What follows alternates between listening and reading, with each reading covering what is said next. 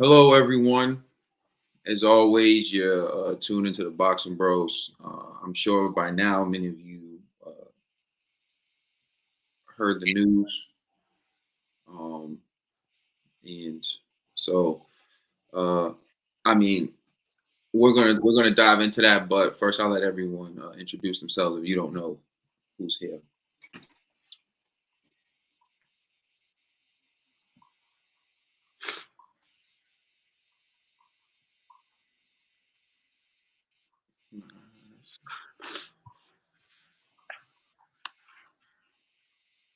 I can't do it, yo.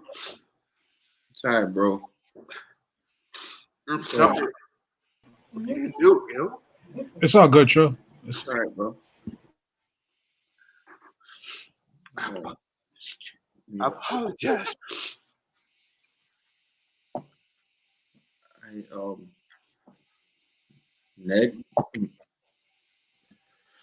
What up, y'all? It's the TBE, man. How y'all doing? Rest in peace, G. Going on, everybody. This is Stretch here. Um, pass it over to Complex. What's good, y'all?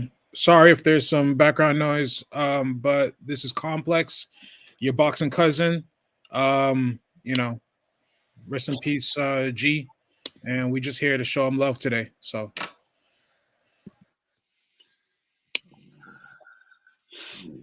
Yeah. So I'll say one thing. G was right about trying to get these comments, man, and going. One thing I want to do is I want to show just how much G was loved. So if you're from another country, please put your flag or write where you're from in the comment section. And if you're from the United States of America, write what state you're from. So we want to show where the love for G's coming from, because we know that G was loved worldwide. So the first thing we want to do is we want to do a roll call. We want to see what countries are in the building. We want to see what we got the UK in the building, Nigeria in the building, England in the building, Minnesota. We have Ireland in the building. Salute. We have Pennsylvania, California, Amsterdam in the building, Sweden in the building. And again, we have Britain. We know that the UK, we know that England, and we know they rock with us heavy. We have Rachel, the day one boxing sis from England, but she also has the Trinidadian flag and Nigerian flag up there. We have Mexico in the building. Salute to Mexico, Jamaica, Norway, Chicago, Illinois, Nigeria. And this is our brother right here. He always shows love. I know that. I know G was fond of him as well. So salute to you, my brother. Of course, we got our brother Rico, EMT Rick. We got Honduras in the building. Salute.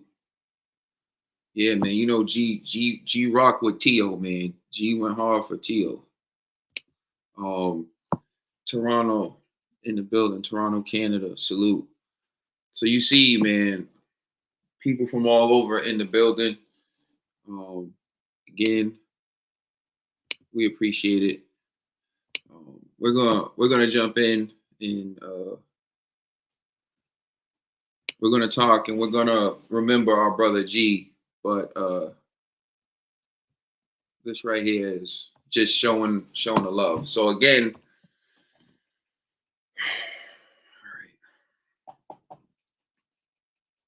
oh, we have Tanzania in the building. Salute, thank you. All right. I don't know why this didn't go through. Did it go through?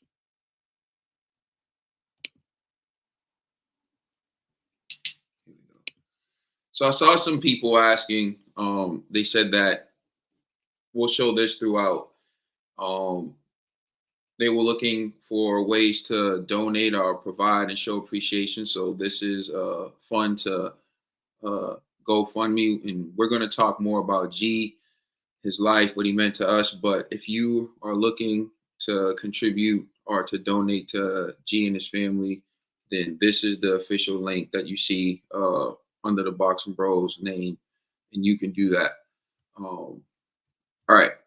So first, now that we got the roll call out the way, I'm going to state this. G, if you know G, you know he wouldn't want no one sobbing over him. He wouldn't want anyone being sad. In fact, he once even said, and this is a direct quote from him, he'd rather it be a roast than people in tears. That's the type of man that G was. So what we are going to do is we're going to do our best to tough it up and celebrate G, what he meant to us, his life, what he gave to the boxing community. And so one of the first things we're going to do is we're going to start off with this video.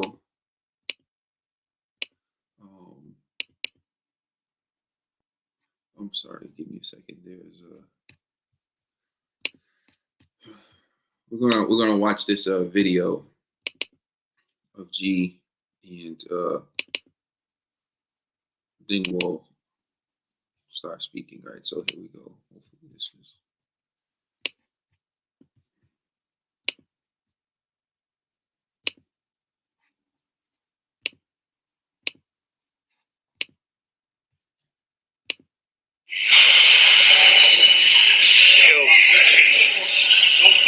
Hey, dog. Hey, don't think that way. You got this.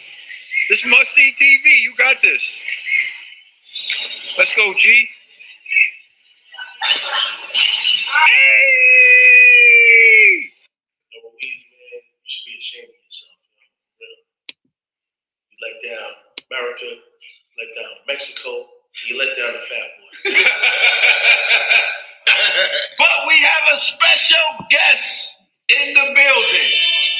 I mean, he came here looking like he's about to serve a subpoena, but that's another discussion. But he's upset. He's mad. He got beef with Boxing Bros, and we don't run away from that. So without any further ado, I present to you Complex Gentlemen. Give it up for the Complex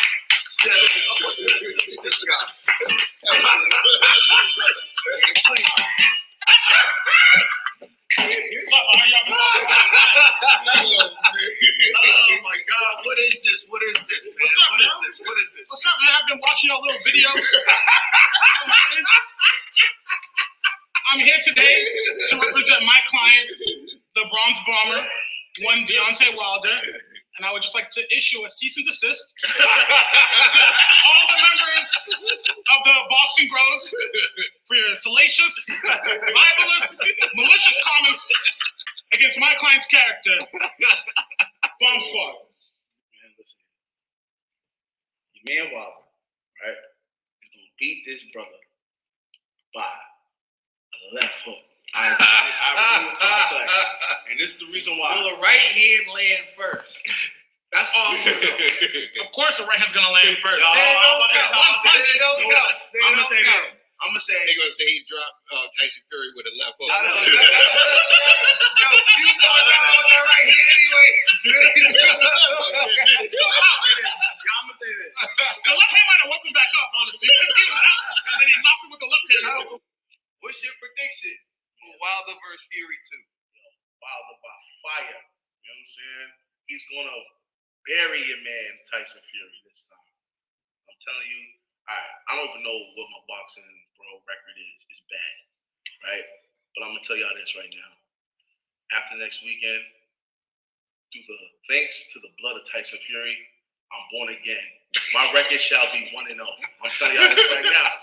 I'm starting over, reset. I'm gonna have the best prediction record because my man Wilder is allowing me through the blood of Tyson Fury. Anything's possible. That's what's gonna happen. Oh, but I'm gonna say, I'm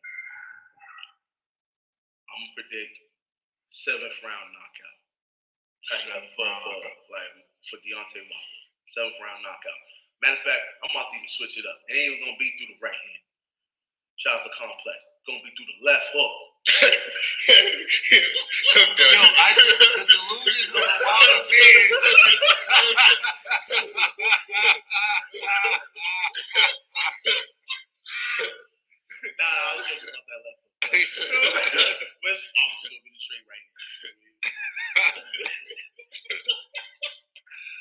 What you saying, G? What you saying? You mean Wilder's the case? You saying about Wilder, G? Yo, it is what it is. Wilder's going to break Dillian White's face. How's Wilder? Yo, can you tell me what Wilder is? Wilder's a bummer. Why is Wilder a bummer? Because he lost to arguably #1 right now. He's still in the top 3, bro. He's still in the top 3. He's still cuckoo, yo. That's crazy. Yo, that's crazy. Y'all wild. Yo, so can you just tell me who's gonna win? Dillian White or Deontay Wilder? Deontay Wilder. Dillian White's gonna get his face broken. I promise y'all that. Yo, it depends, man. It depends. Who's like Deontay Wilder? I got Wilder. You know what I'm saying? Joseph Parker Wilder, yo. Yeah, Wilder. Joseph Parker been shook. Yo, Wilder. AJ Wilder, yo. He ate his words out. To be continued. He's crazy.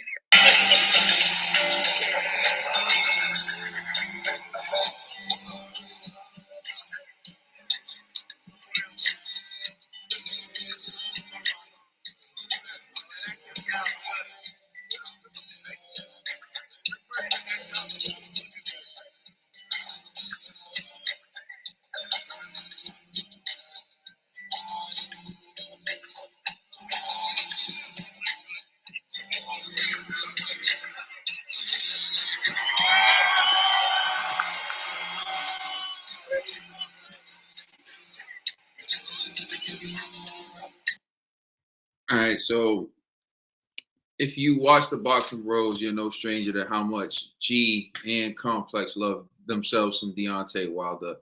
And you saw like the build-up, and the last footage was a cell phone video that I took when we went to Brooklyn with G, and we got to see Wilder knock out Robert Helenius with one punch. You know, Wilder didn't waste no time getting to work, but it still was a great night. So, you know, as much as G loved Wilder, we all got to watch that fight and have that experience. But also, if you're a fan of the Boxing Bros, then you know that G was no stranger to trash talk.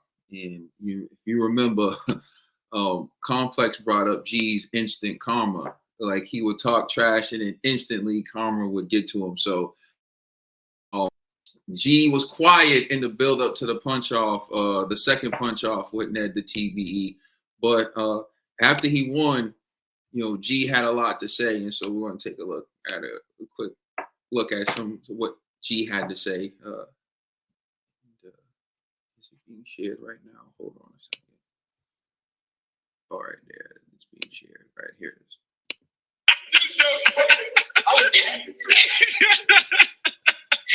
Hey. Woo!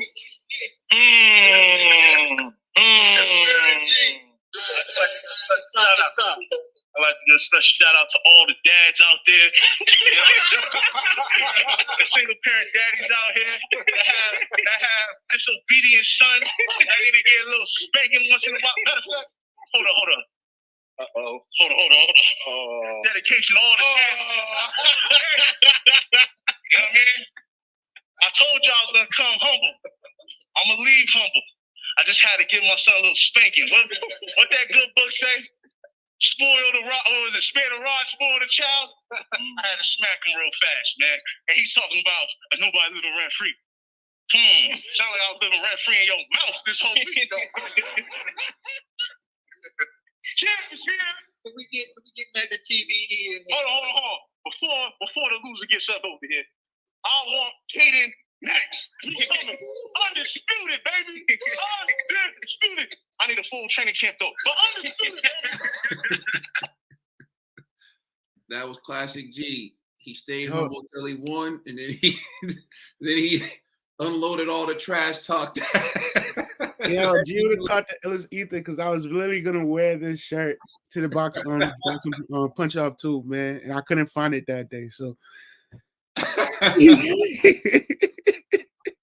oh my God. Oh man. So there's a few things that I want to say, and we're gonna get into our celebration of G. But one of the things is on this show, G often went against the grain. He wasn't always a part of popular opinion. G said like what he felt, so he went against the grain. And some people saw that as playing a villain. but I can tell you, G was not playing. He was being his true, authentic self, and that's just the way he was. And as a result of that, he took a lot of heat in the comment section. And you know, sometimes people would just say some rude, off the wall stuff to G. But if you know G, he was just taking his stride and let it roll off of him, like because he was that type of person. It didn't really bother him. But the downside to that is I don't think G realized how much he was loved. Like I think as a result of him going against the grain and not always going with the popular opinion, I think it led to sometimes him not realizing how much he was loved by the people. And just to see the number of people who watched the tribute video, left a comment, you have to understand that God willing, these are things that'll be around for his children to look at and see how much their dad was loved by the people. So everyone who watched the video, left a comment, showed support, we appreciate you. What we want to show and what our goal is to show is just how much G was loved. And you have to understand, in doing Boxing Bros, we were shocked the first time someone sent the super chat to us last week. We didn't even know. We never asked anyone for any money. We never asked anyone for anything. But in this case, the fact that our brother is gone too soon, unexpected, and he leaves behind a wife and three wonderful sons. We said G belonged to the people just as much as he belonged to us. So if you want to show your appreciation for G, all the love and the memories, I'm going to put the official GoFundMe link. That's it right there. And so you can show your appreciation to G. We never asked you for a dime on this show. We don't ask you for money, really. We don't. That's not what we're about. But again, to show appreciation to G, his family, and to show him what he meant to you, I think that that's important because G dedicated so much of his time in his life to Boxing Bros because that's what he loved. He loved being a part of this community. He loved interacting with this community. And I see some of the questions in the comment section. We're going to get into it. But just want you to understand that, he meant you all of you meant a lot to him. And I know what he meant to you. So if you want to show love and support to G and let his family know how much you loved him, that's just one small way of doing it. All right. So now we're going to go to a portion. I'm going to tell you the way this goes. If you're in the comment section, because let me pull this up. If you're in the comment section and you want to answer some of these questions that we get into, you can. But and just let us know how you were first introduced to G. But for everyone on the screen, the way this is going to work is I'm going to throw you the floor and you answer the question. So I'm gonna start off with you. Oh, I was gonna start with Complex, but he's gone. So I'm gonna start off with you, Ned the TBE. How did you meet G? I met G back in community college. I remember I was young. I was like, let me go back. Let me go give. I was the best after high school, so I went into like trade school. I flunked out, and I started working like low end jobs here and there. And then one day I decided, let me go back to school and like actually take it serious and like get my degree and get my education. And when I walked in the building, I would always see G, but I didn't know him. I didn't know him personally. I didn't know him yet. I didn't know his name, anything like that. And like a week later, being at the school, I get a phone call from like one of like the deans saying they like to make sure like the students that enroll have like a successful 2 years at the school, and they want me to connect with like mentors. They want to connect some students with mentors to make sure like they accomplish what they came to the school to do. So she gives me G's name, his office. I pull up the next day. I go meet him. You go. I think G was like, "Who the heck are you?" or something like that. I was like, "Oh, so and so sent me, said like, you gotta be my mentor or something like that." And G's like, "Yeah, I'm not gonna be your mentor, but you could like, if you serious, you could rock and things like that." And every day after classes, I'll go to his office and things like that. Then he says like, "Yo, I was talking about I want to be like learn MMA, UFC, and things like that." And he goes, man, if you were serious, you should take boxing. And after that, I was like, sure, pick me up this Saturday. He picked me up on Saturdays. And I remember first time I came in like no hoodie, no sweats, nothing, just like shirt, a t-shirt, shorts, and things. He goes, he turned to like, where's your hoodie, man? You're not about to have my car smell all musty and things like that when you work out. Ever since then, that surprised me because I never like been like yelled at like that. But after that, I was like stay consistent because the workouts were amazing. The I went from that young 24-year-old that walked into his office to what the Boxing Bros is now. So built a great relationship and history after that. All right, thanks for sharing that. Complex, man, how'd you meet G? All right, what's up, everybody? And sorry, I've been having a little technical difficulties, so I was switching devices and whatnot. But so a lot of me and Caden and G all went to university together. So we all went to the University of Massachusetts Amherst, right? And I knew Caden before I knew G. G had joined us probably I think my junior year, and I was in the business school, and so he joined in the business school as well. And I don't know, there's people here from all over, but I mean, the business school, there wasn't a lot of black people anyways, right? So me and him, we kind of connected. And G was like, when he hit campus, like, I don't know how to explain it. Like he all of a sudden knew everybody. You know what I mean? He was the kind of guy, like, he was instantly cool with everybody, famous. He joined a fraternity, and he was really cool, and he was super involved, like in school government, all this stuff. So and we, like, the same way we kind of sit and talk, we would do that going back then, just having random discussions about whatever, right? Arguments or whatever. It'll be like, we'll sit in the student union arguing, people walk by looking like, what's wrong? Like, as if we like angry at each other. We were having a whole heated debate about something, right? And it's like crazy, but then we'd all be cool right afterwards. You know what I mean? All after. Yeah, we all go get some food right afterwards, right? So it was just, we had that kind of relationship. So I've known G since, I was pretty much like 20 years old or so, you know what I mean? Like I was just right junior year in college or so, he joined. And then though it was only 2 years, but he hit, like I said, it was like an atomic bomb. He just was so cool with everybody. He instantly reached, like, everybody knew him. So I've known him since then.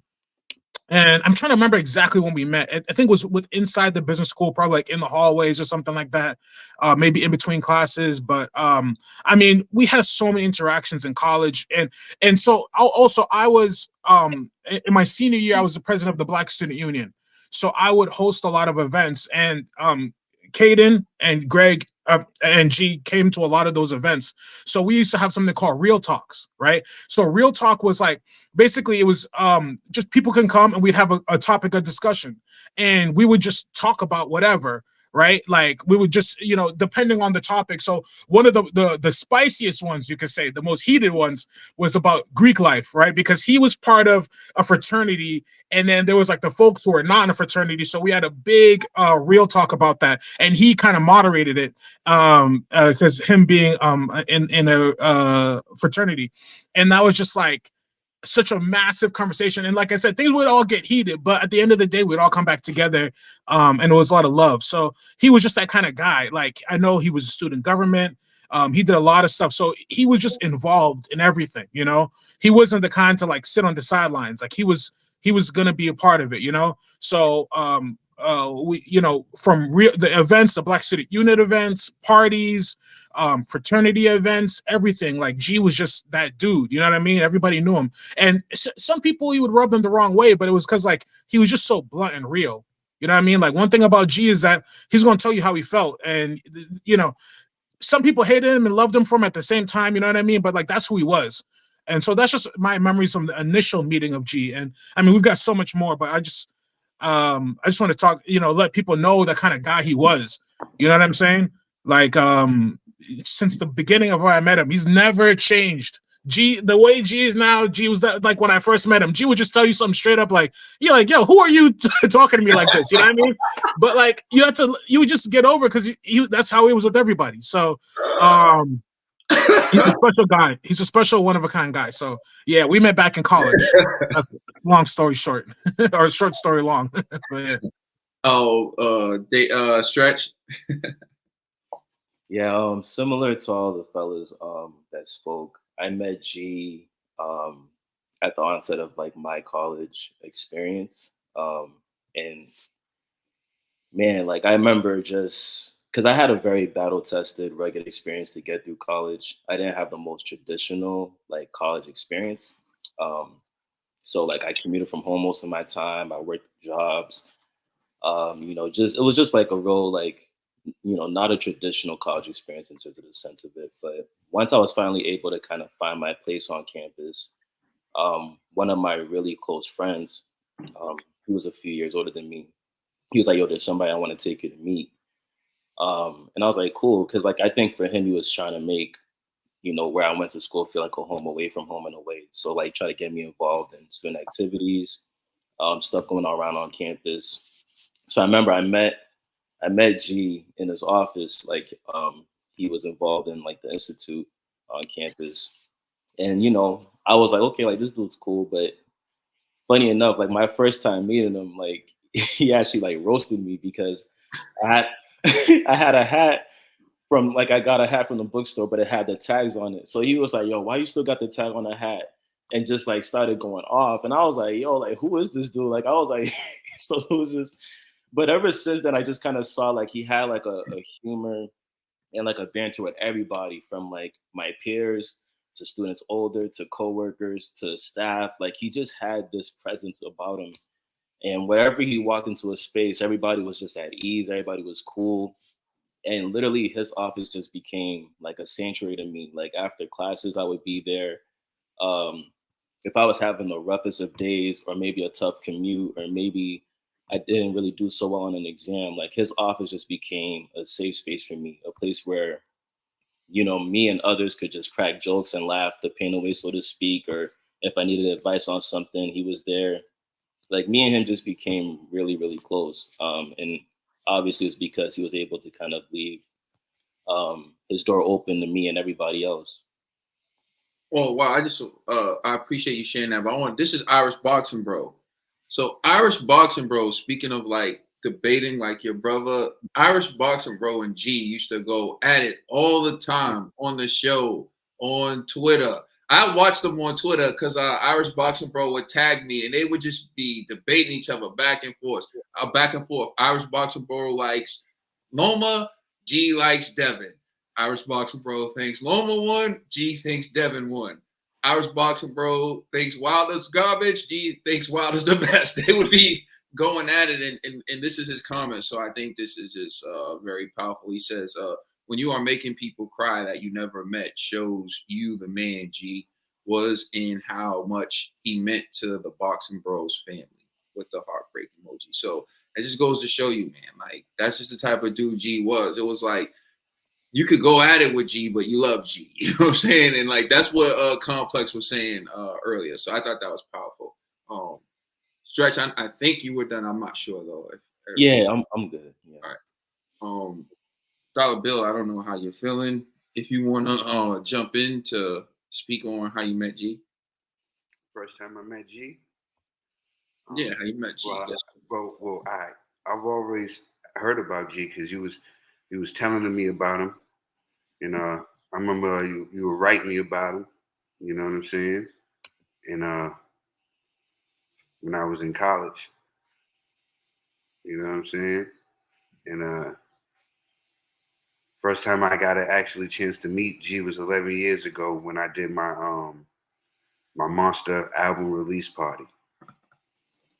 That's right. And I went there, was on stage, and I looked down and I see G in the crowd standing right next to you, bro.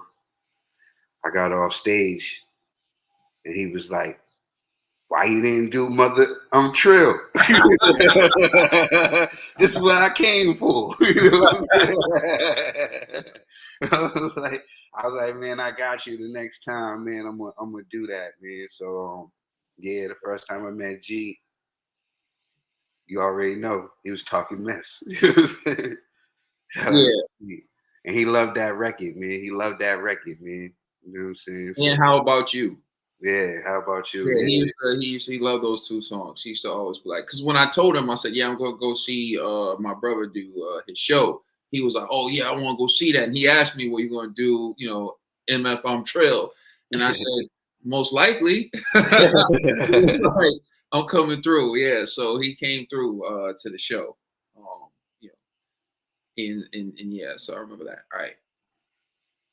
So the first time I met G, all right, I knew of G because we had mutual friends, and like there were times that like we were in the same vicinity. For example, like I lived on the street where he used to hang out, but we never really kicked it. The first time I actually kicked it with G, he was a part of this thing called Artists for Humanity, and like Artists for Humanity is like people who paint, you know, do graffiti, rap, everything, you know. So back then, you know, I was all about like being a lyricist, hardcore hip hop, like, you know, the essence of hip hop, and so was G. So I actually went to high school with some of his boys. I went to high school with Fool. Fool's the one who made the song 10 Toes Down. So I went to high school with Fool. I went to high school with Humphrey and high school with Biz. And so they were in this painting competition. So I went to go see it because they were talking so much trash about it. And like, so I was with these guys for like 2 hours till we got to Artists for Humanity. Soon as we arrived at the venue, that's when like I got introduced to G, and all of us are around each other. And in 5 minutes, G just crushed all their trash talking. Like they all had their painting covered with like, and G's like, it feels like garbage. It just seems like, and he's just running his mouth. And so they all had to line their paintings up, and it was face forward, and then they would turn it forward. And after everyone showed all their paintings, we all had a piece of paper. We had to drop the piece of paper in front of the painting we thought was the best. So I couldn't wait because like I know the participants, I know everyone, I heard all the trash talking they were stating. So G actually positioned himself last. Like, so he was going to reveal his painting last. And so we saw everything. My boy Biz made like a picture of a woman who didn't have a face, but like a huge rear end, right? And my boy Fennell drew a picture of him, like a big portrait of him with like 8 arms holding the heads of G and all my other friends who were in that competition, like saying like he was gonna beat them and hold their heads or whatever, right? So then it got to G. And so when it got to G, G turned his picture around. And when G turned his picture around, instantly everyone started throwing their paper at G's picture. And so I'm going to show you what it is right now. And I apologize because I'm handling this from a different point of view, a different lens now. So it's making things a little bit more difficult for me to share. But when G turned this picture around right here, I don't know if y'all can see it. So this is what G painted when we were in high school. And as soon as G revealed this picture right here, everyone just instantly threw their paper. It was like a first round knockout, if you will, like in comparison to Boxing Bros. It was like G just won on the spot. Everyone just threw their paper. And so now I gotta but yeah, think about this. G made this in high school and he sold it for a lot of money after. That's just how talented G was with graphic design, everything. He was nice with it. But yeah, so G shows that, right? And everyone starts throwing their paper. And instantly G's like, yeah, what I say? Then he points to Fennell's painting where he has like the 8 heads. He's like, get that garbage out of here. It was just like, you know, that was G for you. So that was like the first time I actually got to kick it with G. And I was like, yo, I like this dude.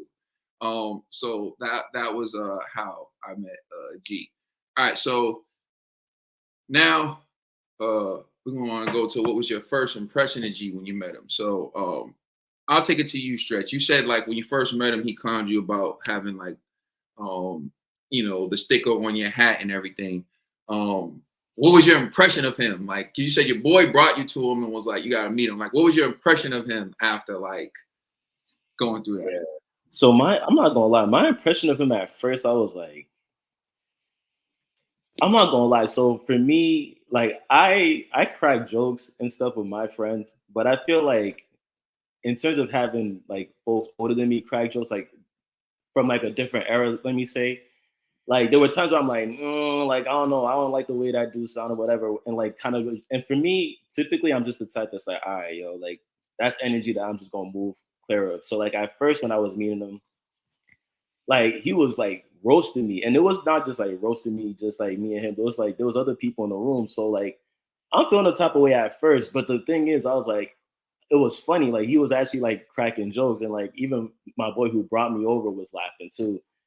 So like at first I was like, damn, I don't know about this dude G, but at the same time, like he was just like everybody just caught the smoke at times, but it was always like funny. It was like lighthearted. It was just like humor and banter. So at first I kind of felt away, but then when I saw how he was just cracking jokes for everybody, I was like, all right, like this is just him. Like this is just who he is. Like he was, I think like I don't know if anybody knows B-Rod, but B-Rod walked in the room and like G was just like, man, B-Rod, why'd you wear them shoes today? Like same kind of thing, like just cracking jokes. So I was like, all right, like this dude's actually mad funny. And like ever since then, like he just like I think once people like left the room, he was just like, he just kind of was like, yo, like anything you need, I'm here, I'm available. Like where do you live? Like, and me and him just catching up on life. Like he was just asking me about like my story, where I'm coming from. So even in the midst of like the jokes, I felt like that was kind of like our icebreaker. But he just started to really show like, yo, anything you need, I'm available. So at first I was like, I don't know, but like within like minutes, I was like, all right, like I think this dude's really cool. And to add, it was just really dope to see a person in his position on campus with that type of status. Like it was empowering, to be quite honest. All right. So I'm gonna go to UTBE. What was your first impression? Man, my first impression of G, I thought he was cutthroat and savage. I thought it was like, I don't play no games, but he played a lot of games, and yo, that was just his like how he came off. Like, yo, don't touch my, don't do that, don't do this. What?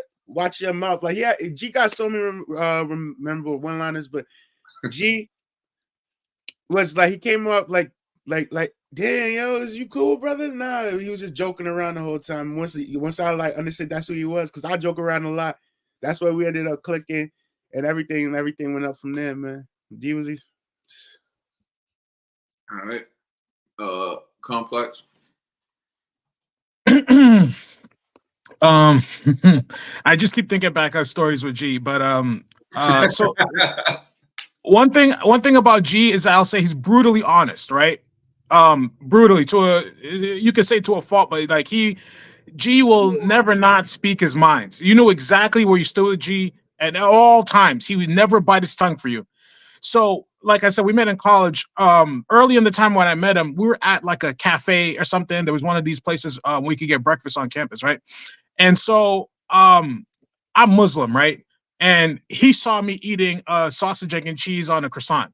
So he immediately calls me up like, yo, ain't you Muslim? And I'm like, yeah. And he's like, so why are you eating pork? And I'm like, bro, I don't know. I'm just eating a sandwich, whatever, right? Because like to me, it wasn't that serious. And he's like, yeah, nah, man, that ain't right. Da da da.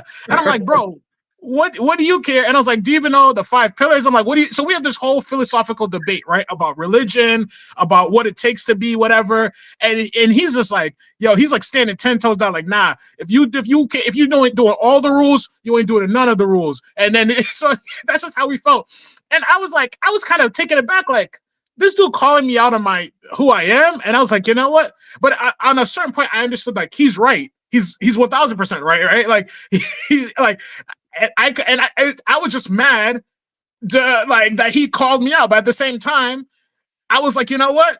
You got that right. So even after a time for that, I didn't even eat. I was like, you know what? I'm like, I stopped eating pork for a while. I came back. I won't lie, but I stopped eating pork for a while because I was like, this dude's right. I was like, he's absolutely right.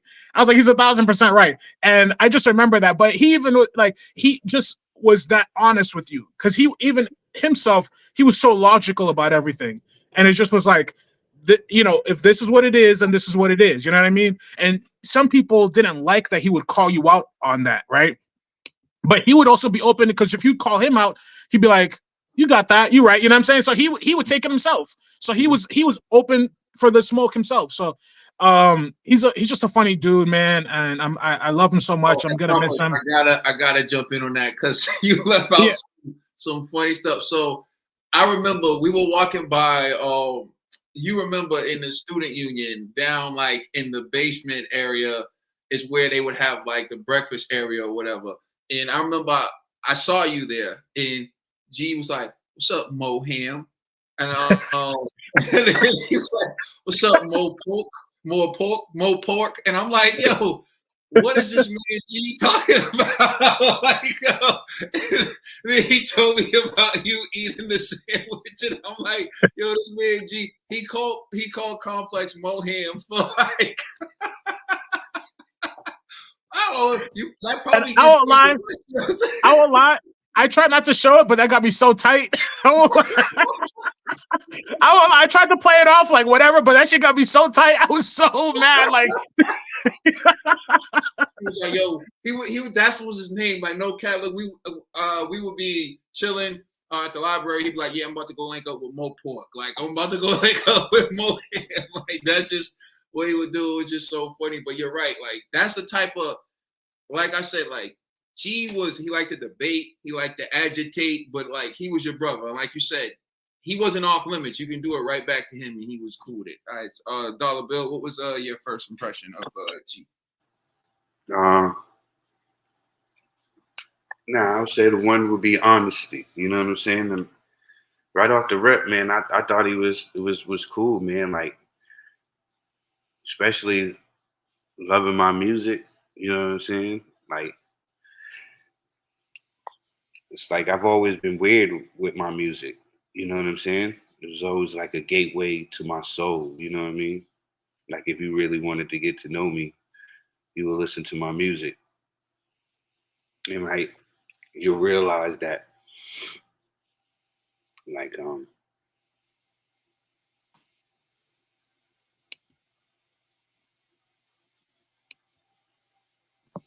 it's either you're gonna love me or you're gonna hate me. You know what I'm saying? There's no in between. If somebody says, "Oh, Trill's a cool dude," most likely they don't know me, because it's either you're gonna love me or you're gonna hate me. You know,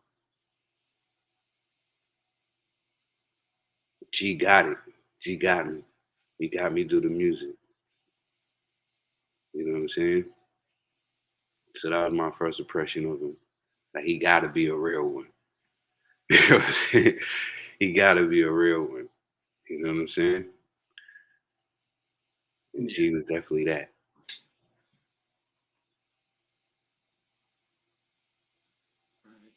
Well, my first impression of G was like everyone here. Just basically like this dude pulls no punches. Like, he say whatever. Like, someone to tell him like, I spent hours making this for everyone. He'll bite into it and be like, "This is nasty." Like, no season, no nothing. Like, he just off rip. It didn't matter. That's just the type of person he was. But yeah, my impression of him was, fun loving. Like I said, love to debate, love to laugh. Like, that's just what I got from him right from the beginning. Was just like, this dude just, like, it's fun over everything for G. Like, G, if you're spending time, we want to have fun. Like, either we're roasting each other, or whatever. It's all fun. It's all love. It's all like, he didn't take anything too seriously. And that was something that, like, I thought was really cool. Like, he didn't take himself too seriously. He didn't take anything around too seriously. It was just always fun. So that was my first impression. Oh, damn! You took my what I admire about G question. You took that. That's what I was going to use for my you admire G. That was my first impression of him. But that's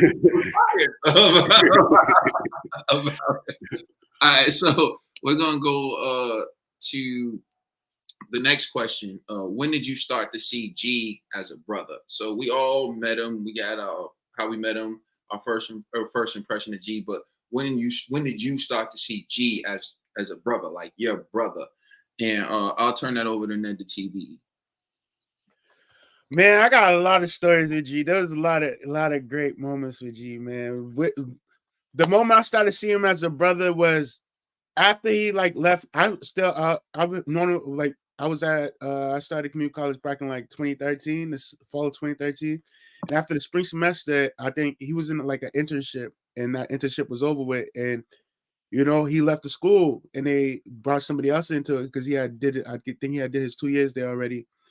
So I had brought somebody new into school. But after that, I would kick it with him outside of this, still go to the gym.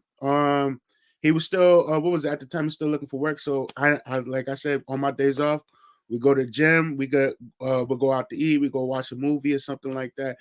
And it was just like the knowledge and gems he would give me, and how much he like invested in me to like show me like keep like and that's when I'm like, yo, that's somebody I look at it like I look at it as a big bro, yo, and I really did, and I still do. All right, Complex. It's hard to say exactly when. I mean, because we were just cool from college, and then since then, you don't stay in touch with everybody from college, but obviously him and I, we stayed in touch, all of us, and just that kind of connection all the way through the years. So like, because G would, and what I like about G is also he was very inclusive. Like, he'd include you, like, oh, come through, or we doing this or whatever, come by or whatever. So G was like that. He wasn't like, oh no, like you can't, what I'm saying? Like, he was thing. But one thing that G did that I'll always remember him for, and if you, I don't know if this is the exact moment or you could say, but so my father had passed some years back, right? And one thing about G is, like, you just saw, he was very artistic. G could draw, but he could also, like, with like a computer, like create, like he used to create like party flyers, whatever, anything, right? He was very artistic. So when my dad passed, I reached out to G. I was like, yo, I'm trying to make the program for my dad's funeral, right? And G just said, don't even worry about it. I sent him everything. He just created the whole thing for me, right? He created the whole thing for me, no charge, no nothing, created it, made it beautiful, everything, like, and he just was like, here, you go. You know what I'm saying? Just like took that off my plate for nothing. And I always appreciated him for that. And I remember him telling me, he's like, yo, man, I don't know what you're going through, but just, know that your dad's legacy lives on through you. You know what I mean? And like, so, just remember, he's with the ancestors now, and everything, his legacy lives through you. So he just, Greg gave me those words, and those always stuck with me, especially at a time when I was really, really going through it, trying to bury my dad. And just the fact that he was not even a question, it was like, I got you, you know what I mean? Took care of it, fixed things, I had to go back to him to edit things. He just was like, not even a problem. So G was that kind of guy, man. You know what I mean? Like, he would drop some knowledge on you, drop some whatever, but also just help you. He was just that kind of guy. So yeah, that's I'll leave it at that right now. All right. Dollar Bill.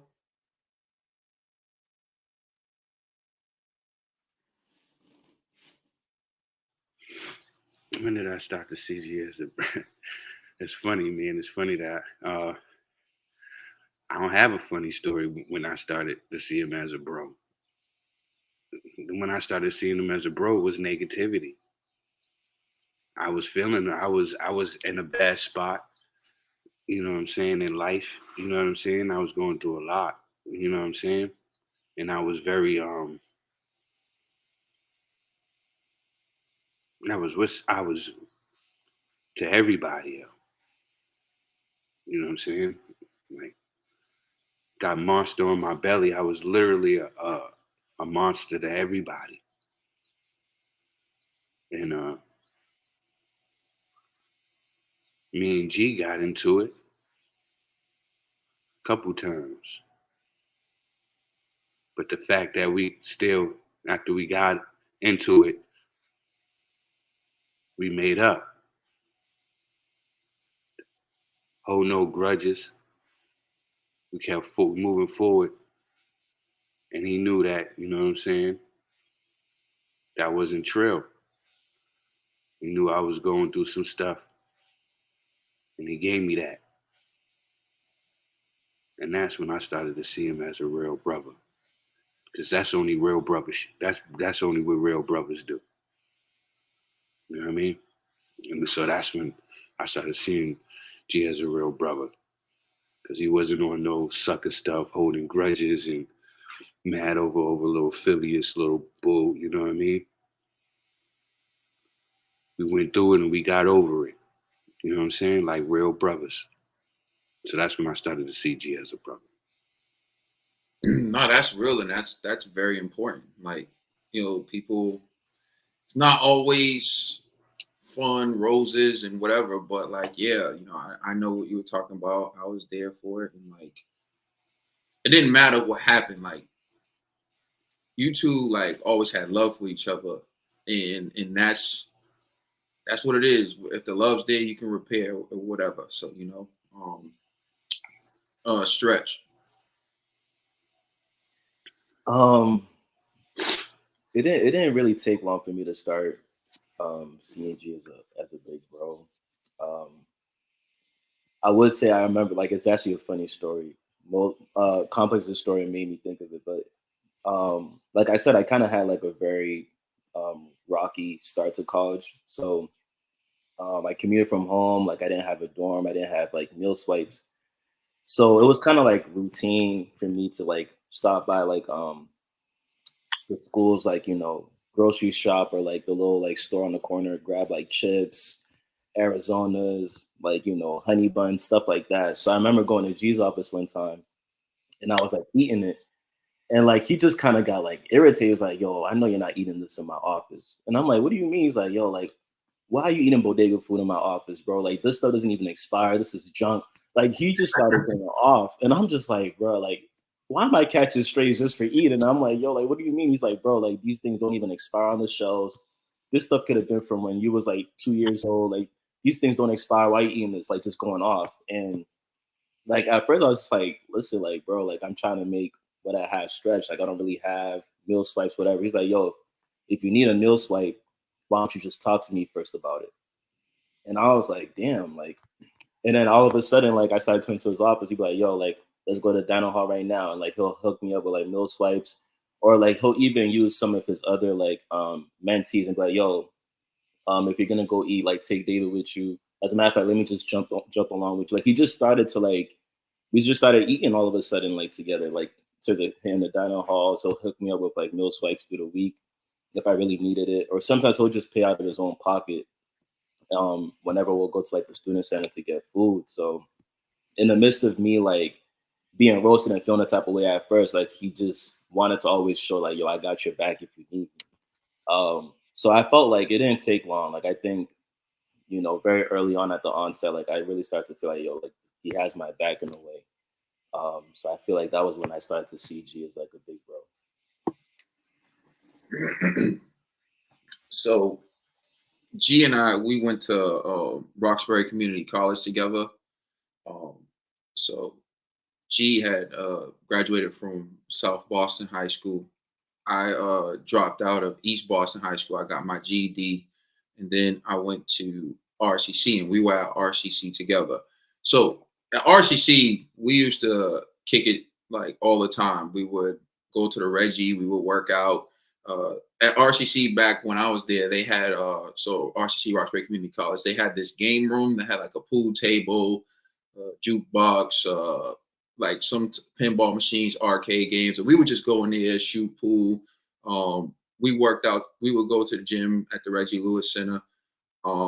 But after 2 semesters, I transferred to UMass Amherst, and G stayed 1 more semester at Roxbury Community College. And so one day, this is after I had 1 semester at the semester that G stayed at RCC, I was at Roxbury Community College, and then the next semester G came, but I didn't know because we didn't keep in contact for that semester because I was trying to stay focused and not flunk out because I went from GED to being at UMass Amherst, and all I heard was like how difficult it was, how hard it was to survive, becoming another statistic, all the type of stuff they hammer in your head. So I'm like, I don't even know if I belong here or whatever. Imposter syndrome, as they call it. So I was trying to stay focused. And then I just remember I saw G walking through on campus. I'm like, G, what are you doing here? And he was like, oh, I'm here now. And I took him over to Southwest because at the time he was living in Sylvan. And he was thinking like, yo, I'm not gonna make it. I'm not gonna make it. And so I took him over to Southwest, and he was like, word. You know what I mean? And that's when we really became brothers. And this is what I'm going to tell you about G that everyone here can attest to. Like, he always wanted what was best for you. Like, there's some people who, like, they'll say they're your friends and they'll say that they're your brother, but like, if there were opportunities out there, G would tell you like, yo, you got to go get this. If he knew something that would benefit you or help you advance, he would do that. And I would do the same for him. Like, we would go like, this is crazy. Like G was like that. Like, we would be studying in the library, right? And I'll be going in like studying. I'll look at G. He'll be watching like Slap Fest. There used to be this thing called Slap Fest. G would be watching that, and I'll be like, "Yo, get to work, study." So we study. I look up. Then he's watching UFC. He's watching a rap battle, and then we would go and we get our work, and he'd go and he'd get good grades on it. You know, like he would just do mad stuff at a time, but I would keep him focused, and he would thank me for that. Like, yo, I appreciate you like keeping me focused. And this is something that's crazy, but and G also wrote a book about this. Something that G and I used to do also that was insane was we would negotiate our grades with our professors. Like, we would go in there and be like, fine. If I get a 95 on this final exam, then can you make my, like, we would just do crazy stuff. And I would tell him what I did, he would tell me, and we would just, but that was like the brotherhood. That's how, you know, and that's when I knew G was my brother, because like, if he would find out like, yo, you can negotiate your grade with such and such, you need to go over there, and I'll go run do it. Or he'll be like, yo, they're giving away like, you know this complex at UMass, they give away like, think of like stuff you buy, like all this energy drinks and stuff people buy now. They used to give them away by like 30 packs. I don't remember that complex, like Rockstar, Monster, all that. They used to, G would be like, yo, they give it away like 30 packs or whatever. And it's funny you mentioned that Stretch, because I had the meal plan where I had unlimited access to the dining hall. So I would swipe in and then throw my card down over the top at the DC to G, and then G would swipe in on my card. And G had the meal plan where you could swipe and get stuff from like the restaurants and that were on campus, or like the food areas on campus. So I would hit G up if I wanted something from like the Pita Pit or whatever. And G would like hit me up. He's going to the dining hall like, yo, can I come get your card? I'd be like, yeah, where you at? Yo, I'm here. Like, he come get my card. So that's when I knew that he was my brother. It was like we helped each other survive and graduate from UMass, which was at the time like the biggest accomplishment in both of our lives. And like, it was like his success was my success was his success, and that's how I knew that we were brothers. So, all right, let's move on. Well, your favorite G story that was loosely based on true events. I mean, I don't know if all of you you may not have one. I definitely have one. You know. Yeah, I just got it crazy is y'all seeing you graduate and then seeing y'all together. That was beautiful, bro. That was beautiful, man. It felt like the whole hood graduated from college. For real. That was for real. You would have thought that I graduated. How I was acting. The hood did graduate when we graduated, man, because that's what we represented. We were the statistics. We weren't supposed to make it. That's what people, you know. Yeah. So, all right. I'll ask if anyone has like a G story that if you don't have one, then I'll just share mine. But we all may have the same story. I was gonna say I think I have one, but I think you'd probably tell it better than me. So I'll let you do it. I'm gonna tell this story. All right. So if you don't know, G, he's a member of Phi Beta Sigma, and at UMass we're known as ZooMass. Like for several years, we were like one of the top 5 party schools in the nation, at least back when we were there. I know they've done a lot to try to stop that, right? So Greg and his frat used to put on parties all the time. They used to, Greg and his frat brother Noah, they would put on these parties all the time, right?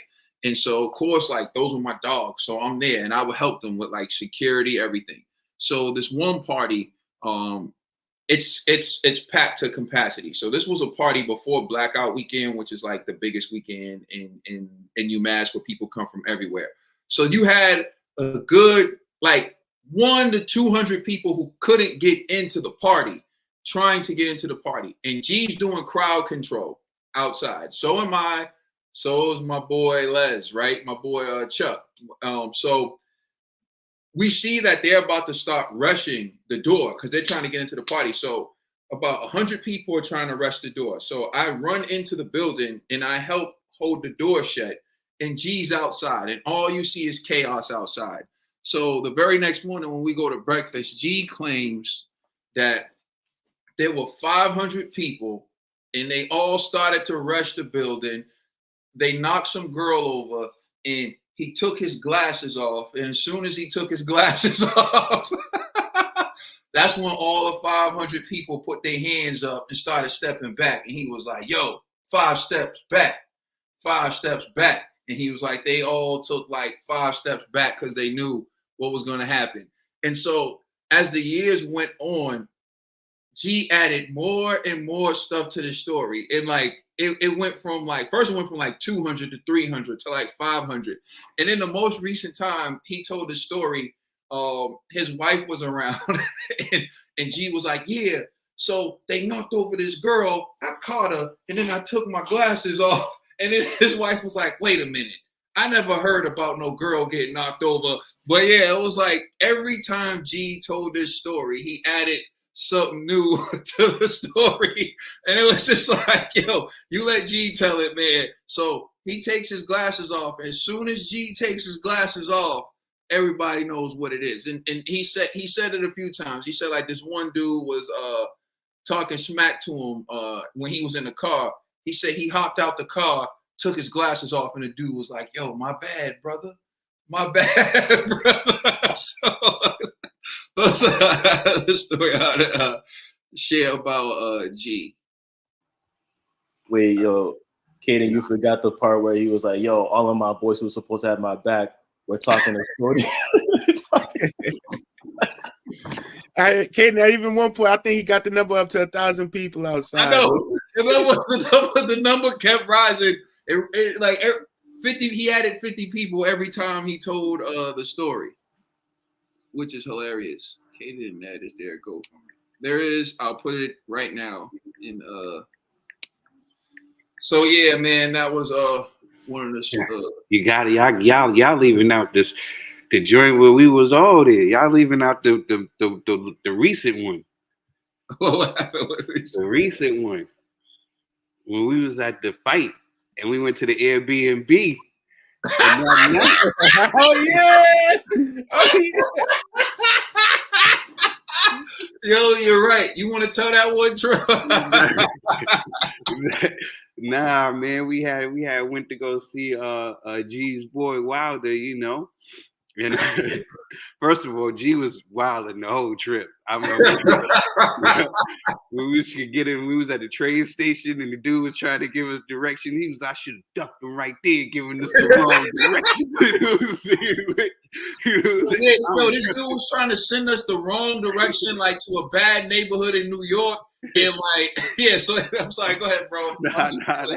Not only that, but when we got back to the crib, you know what I'm saying? Y'all can say it better, right? But man, we had to convince G that he was snoring. He couldn't believe it. He thought we was lying. I was like, yo, G, you know I ain't gonna lie to you, brother. He was like, yo, he went at everybody. He went at all of us. Everybody that was in the house. He went at all of us like, y'all lying. You know what I'm saying? Y'all lying on the God. You know what I'm saying? Yo, hold on. So he snoring. You know what I'm saying? He ended up calling his wife. I let the bros finish it. You know what I'm saying? Nah, yo, Trill. Thanks for reminding us of that, Trill. Yo, oh my God. Like, I don't know how that slipped our mind. So Yeah, we went to go see Wilder. So we rented like one of those transit vans that can seat like 18 people. So we all rode out there together. We had like this Airbnb with like 4 rooms. It had like 4 beds. And so so we get there, and the first thing Ned goes is he goes up to G and he says, "Where you sleeping?" G goes, "I'm sleeping in this bed right here." Ned walks all the way to the furthest bed away from G, which is like Ned's probably like height-wise and width and weight-wise the biggest one out of all of us. He goes to the furthest bed away from G, which is like a twin, and just puts his stuff on the twin, right? And so, all right, what the hell, like, what's going on with that or whatever? So like in this one room, there's 2 beds. So G's on one bed. I take the bed that's over across from G. Trill takes this bed that's in the center. Ned takes the bed furthest away from G. And so then there's Stretch. And G goes to Stretch. He says, yo, you can sleep in the bed with me, but don't try no funny stuff. I saw that movie with Idris. What was that? He was like, I saw that movie with Idris. I know how you Nigerians do or something like that, right? And so Stretch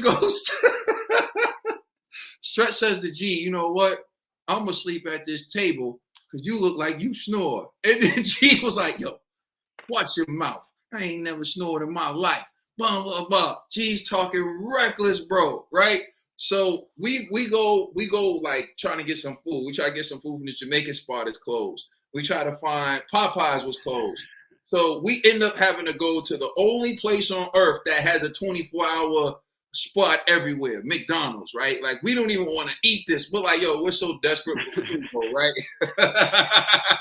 Because like we were on the road like for hours, like you know, complex. We were on the road. We really didn't get. We ate like yo. So yeah, right. We get back to the crib, and G gets in the bed and he passes out before all of us. And I kid you not, G was like. No. I was like, hey. Yo, I kid you not, right?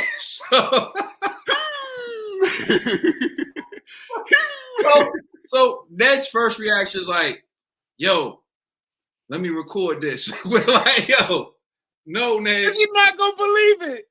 Yo, you said that. I said, yo, nah, dog, we're not going to record this. Yo, Stretch is looking so disgusted. He's like this. Trill goes, yo, let's carry him. Yo, we were laughing so hard. It's like 4 or 5 in the morning at this point, and we just laughing so hard because G's sitting there with looking so peacefully. Like, he's like roaring with his snores sound like roars, man. I was sleeping. I was like, yo, Ned, come in. I was like, ain't no way, man. I was just looking down at G. He got the most peaceful face on his face, and he just snoring the roof off this house, man. I'm like, oh my. Nah, I got it. Snore with a. I was about to say, like, for me, first of all, Ned, you're wrong, bro, for rushing to that room. Like, none of us could even take a look at what was like the landscape. And you hold on. I went for that big bed first. G was like, man, you ain't sleeping here.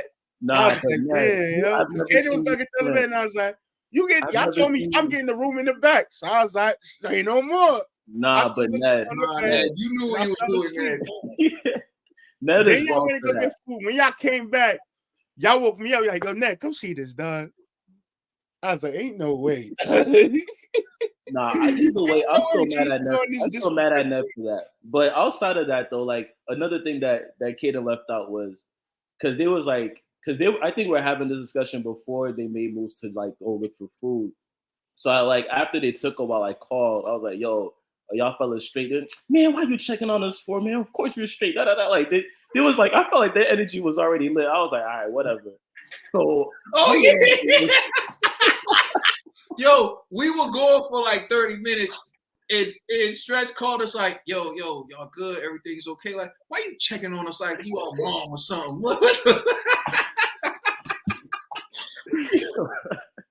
Oh man. Nah, but like, so when they all got back, right? Because all of these dudes had beds. I'm over here at the table, like I have the detention table like treatment, like hard table, hard chair. I'm over here uncomfortable. I kid y'all not. Within like 5 minutes, all we hear is G snoring, crazy. Like it was to the point where I was like, yo, this is the type of stuff you can't make up. All of us started just laughing. Like we probably laughed for hours. Where I was like, yo, like G of all people with all the trash talk was snoring. I really do wish we recorded it though. Like, Yeah, and I drove all the way there. So like I drove like the entire way there. So I'm thinking like, great, this is just what I need. Like G snoring up a storm, and I'm not gonna get any sleep. And then Ned walks in with his Beats headphones. He gives me this look and he just hands them to me. He goes, they're noise canceling. Oh man. I suffocated that night, man. You hear the door shut. The only reason Door why shut and the the only house reason why still shaking, man. All right. the only reason why Kanan drove the whole way there is because Stretch didn't want to hear G talking mess about his father. Let's just keep it a buck. Let's just keep it 100.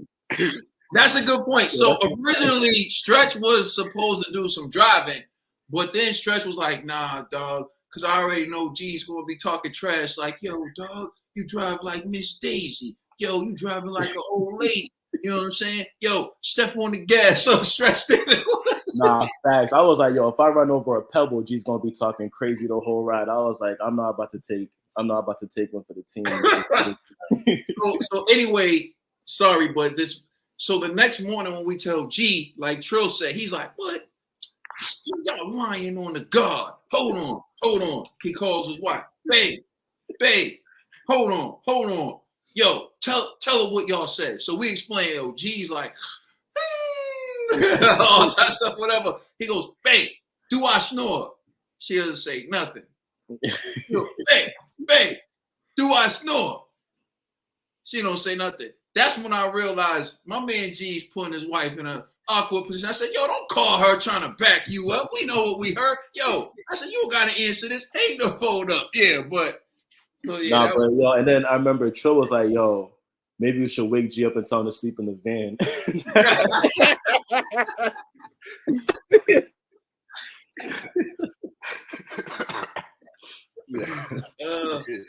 Yeah, but that's outside like there's an alarm going on outside, like somebody's car was going off. But that was so funny. He still denied it. Like he was like, "Nah, y'all." He said afterwards, he said, "Yeah, y'all should have recorded me." So I'm like, "Yeah, if we would have did that, then you would have been like, oh, that's how y'all do me. That's how y'all did me." Gigi was like, "Yeah," when he went home and he spoke to his wife, and she was like, "When they said we did the," she was like, yeah. He said, "Yeah." Like when he said she told me like when they said you were like. She was dying.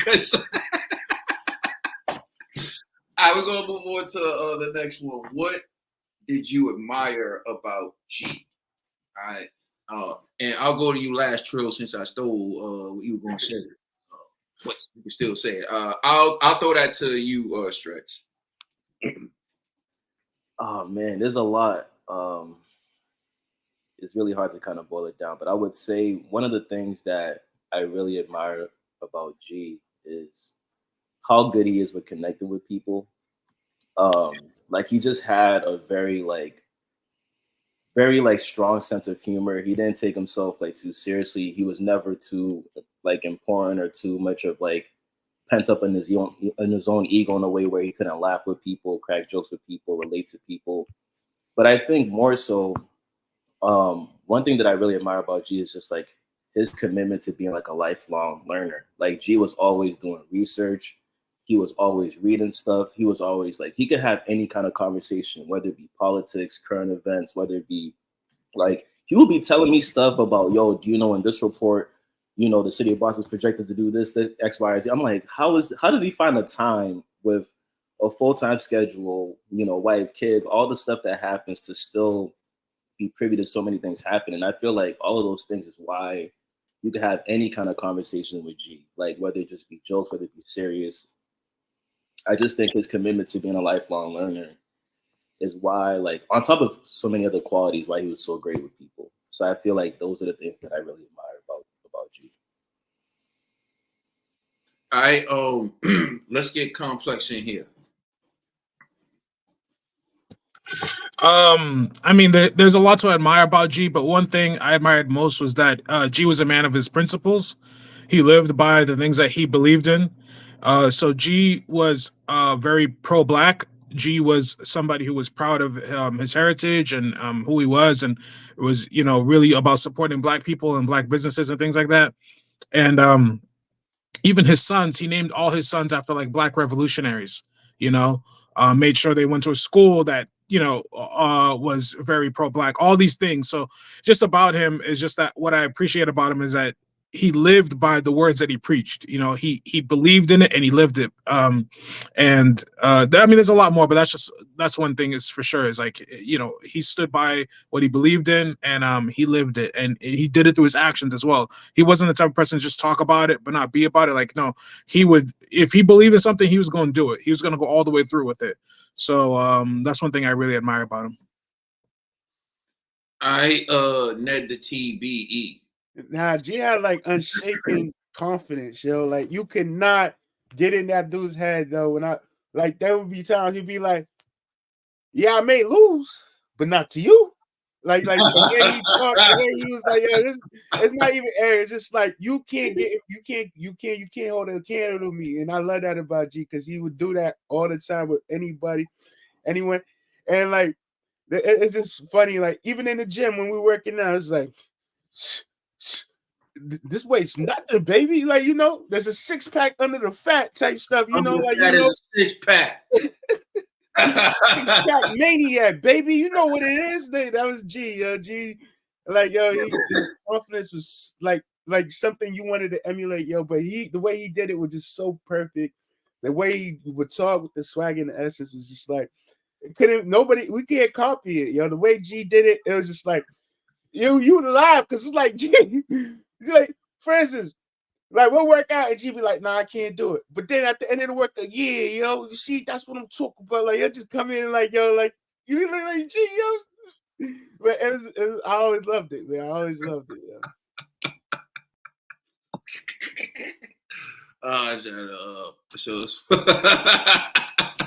All right, Dog Bill, man. Nah, I love the fact that G can give it and he can take it. You know what I'm saying? Pause. You know what I'm saying? I know G said, like, pause, Trill. You know what I'm saying? But yeah, he was the type, you know what I'm saying? Like, I wild out like if I hear anybody saying anything crazy in the comment section about the bros, just like my bro Gaines, we the same way. You know what I'm saying? Like, we really don't like, you know, y'all say about me, I really don't, you know what I mean? But taking offense when you say something about the bros. But G would be like, "Yo, Trill, it's nothing, man." You know what I'm saying? It ain't nothing. It ain't like they saying it to our face. You know what I'm saying? They trolling. You know what I'm saying? G was just different, man. And that's one thing that I admired about him. He didn't let none of that get to him. I'll be more riled up for somebody trying to say something disrespectful to G. I remember even my kids was mad. My kids done came on here checking people trying to, you know what I'm saying? But G didn't care, man. G was like, "Man, it is what it is, man." And that's one thing that I can admire about G, man. He was, he had thick skin, man, and he always knew what it was. You know what I'm saying? Like, so respect to G. What I admire about G is, like everyone said, he never took himself too seriously. Like, and that allowed him to just say what he wanted, because if you throw something back at him, it doesn't matter. Like Phil was just saying, he didn't really care. He's not really dwelling on it like that. The other thing that I really admire about G was he was a selfless person in terms of helping others. Like, he didn't like to receive like the praise for it. and whatever. But like if G helped you or he did something for you and you were like, yo, I really appreciate that, and you try to give him a hug, he's like, yo, come on, man, what you doing? You know what I mean? He didn't like receiving any of that. But you know, he was always there, always had your back. Like I said, if he found out about an opportunity, he was quick to share it.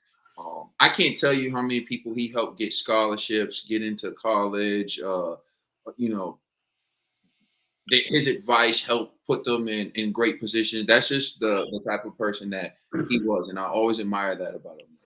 He was for the people.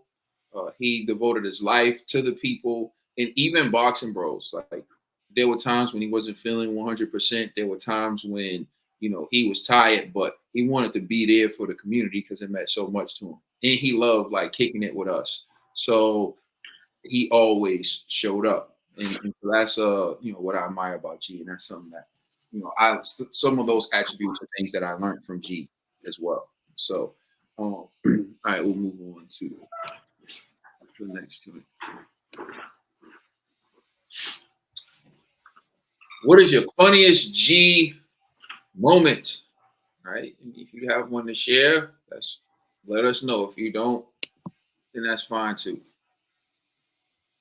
All right, I'm gonna call out names. I'm gonna start with NED the TBE. Man, I got multiple funny moments with G, man. Like comedy, pure comedy, man. First one, I would have to say we was in Walmart. We came from the gym. We needed some new mitts, and he was like, "Punch the mitt, Ned." I with my bare hands, and I punched like the hardest I can, and my hand slides off the mitt and crashes right into the Walmart shop. I still have the scar on my hand today. I jump up like a cat that got hit by a car, start running down the aisle. My hand is like gushing blood. I run to the bathroom, wash it off. I come back to G. He's like, Ned, what the F, Ned? Like, why would you do that? This, like, yo, but we started just laughing after. As much pain as my hand was in, we just started dying and crying of laughter. The next one I gotta say is, what was it? Oh, when G. Man, there's so many. Where was it? We was helping G move. I was like, yo, G's gonna find some way to get out of moving. And all of a sudden he goes, oh, I'm just going to the hardware store to grab some stuff. And as he's walking down the stairs, he slipped and falls. Like, oh, I popped my shoulder. He's like, yeah, watch how you handle my TV. That's how you handle boxing. Watch how you do this. Watch how you do that. And I was like, gee, I knew you was gonna do something. But yeah, there's so many great moments, man. I tell you, this brother, man, it's been the Connor Ben wet moment was. I complex. I'm gonna throw it to you. Yeah, like you said, there's so many funny moments, but I'll talk about the instant karma, where we got that term from. So back in college, right, we would go to the gym sometimes, right? And let you know, G was strong as hell, right? G was he's a big dude, but he was strong. I've seen G bench press 4 plates on a bar, right? Like this dude was like OD strong. But what's funny, so in college, right, you know how he loves to talk trash. So we were on the bench and he was trying to like talking shit and like trying to challenge me, like, yo, we about to do a bench off, whatever, right? So I was like, whatever, like, you know, we could do it, you know, let's figure it out. So I think we start off with like 225 and we do like 10, whatever, it's all good. Okay, boom, right? We do that, fine. So then I think we go up to like 250 and like so we could do 250 and I think I get like up to like 10, but I'm like definitely struggling now, you know what I'm saying? Like it's like, all right, I'm starting to reach the top, and he's like, well, I'm just warming up. So he's talking mad. She's like, yo, I'm about to hurt all Mo's feelings right now, whatever, right? So he gets on the bench. And he starts going, but then like something happens. He like pops his shoulder, his elbow or something. So he has to stop short of like what I did, right? So it's like he stops and he can't continue. So I'm like, well, then I win, right? Because you said that we doing a bench off, so whoever could do the most, whatever. And he's like, nah, man, I could do more. My shoulder popped out or whatever. I was like, no. So I was like, yo, that's the instant karma you get for talking trash. And I was like, I'm never giving you an opportunity to ever beat me because I'm gonna hold this one over you. So we just had that, like, you know what I'm saying? Like he always would talk some shit, and then immediately afterwards, it would come back to bite him. So it's just crazy. It's funny, you know what I mean? Like, that was just one story. Another quick one, just to show you how blunt this dude was. One time we're going over to his house to watch boxing, whatever, right? And it was one of the first times I'd gone to his like new house or whatever. So I wanted to, like, you know, be a good whatever, like show up with like something. So I think I bought like a pizza. I think I stopped by like Little Caesars, right? So I don't know if you guys, Little Caesars is like a pizza chain. They have like pizza already ready, right? It's like you don't even have to like order nothing. So I was like, I'm kind of late, so let me just stop at Little Caesars and grab this pizza, and I would just show up with it, right? So I show up to the crib or whatever. I bring the pizza, like, hey, what's good? You know what I'm saying? Because I want to be like a good, you know, whatever guest.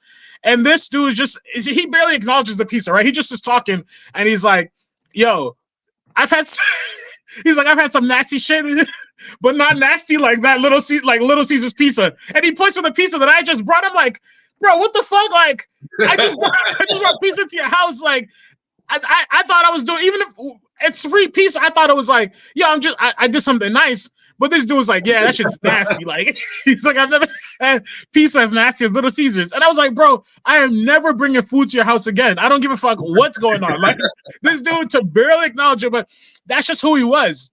He like, without even missing a beat, I was like taken aback, like, what?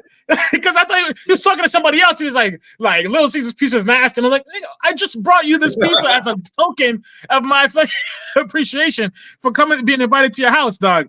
So G was just like that, man. There's a million stories like that. But yeah, nah, he was a funny dude, yo. He was like, I can't believe you brought this in Like, my you remember his house? Yo, but remember, I think that was the pizza where, and then he ended up asking Ned to pass him a slice, and Ned grabbed the pizza and ate it himself. I think that was the Water Fury one, yo, because G was talking to Gorilla, man. Gorilla messed that thing, Gorilla, oh man. I think Stretch, I think it's all you. Man, there's too many funny moments amongst, like, whenever the fellas are around with G. But I think one of my funniest ones was, like, I think it was me, Caden, Ned, G. I think it was all four of us. We went to the gym. And I'm not gonna lie, like, I give credit where it's due because, like, you know, Caden and G are incredible as far as, like, their athletic ability, like their strength. So, like, working out with them is truly like a gift. So we're at the gym, and, you know, Caden's like leading us through like this ab workout. So we had to use like one of those bouncy like medicine balls, right? So it's kind of hard to gesture, but we kind of have to lean on it like with your elbow and, like, you know, lunge forward and then move back with it. So, you know, and mind you, every time we would work out, like, G would be talking so much trash. Like, he'll call you in the morning, like, yo, we in the building or what? You scared to pay up your rent? What's up? Like, talking crazy. Like, we'll all be on the phone, like, yo, it's like, yo, but you didn't even finish your sets last week. That I'd be like, yo, it don't matter. The God's gonna shine today. Just talking crazy. So we get to the gym, we're doing our sets, right? And I think, like, G goes, and in the midst of him trying to hold it, like, he struggles, he bounces off of the bar, just bounces out on the floor. And, like, the crazy thing is, like, we're all laughing, but in the midst of G being on the floor, like, once he saw Ned pull out his phone, he got up so quick. Yo, he did like one of those, like, the Rock, Shawn Michael, like, flips. Like, he got up so fast where I was like, bro, like, G didn't even spend 2 seconds on the floor before he saw Ned pull out the phone and got up. So, like, there's so many moments we have like that, just working out in the gym, like G just doing dumb stuff or his karma getting them. Because, like, G would be talking like crazy throughout our workouts. So, like, that's probably like one of many of those like funny moments I've had with G. All right, Dollar Bill. Nah, we got so many funny memories with G, man. Um, oh man, funniest G moments. Yo, it's just so many, man. Like G was a character, yo. Like G will use like things against you, like that was like be weird, like you know what I'm saying, or like he'll say some stuff when he wasn't a part. Like for example, um, I don't know, so many stuff, yo, from in the gym. And you're right, yo, things would get G back, like right, you know what I'm saying? Karma would get G, you know what I'm saying? I remember times at the gym. Um, and G was just a funny guy all around. Like G used to tease me, yo, like, cause you know my kids are biracial, right? So you know what I'm saying? Like my kids is biracial, yo. And it's like no secret that you know what I'm saying that the women that I have messed with have been Caucasian women, right? So we had a poster on like here, so we was doing something. And it was like, yeah, the crazy white lady, you know what I'm saying? No offense, Trill. I'm like, what does that got to do with anything? You know what I'm saying? I'm not a white lady, bro. You know what I'm saying? You know what I'm saying? G was crazy, man. He'd be like, oh, yeah, it's just everything, man. Like every it's hard to just pinpoint one time because it seems like every time we seen G, we all cracked up laughing. You know what I'm saying? It's like laughing so hard that our face hurt. You know what I'm saying?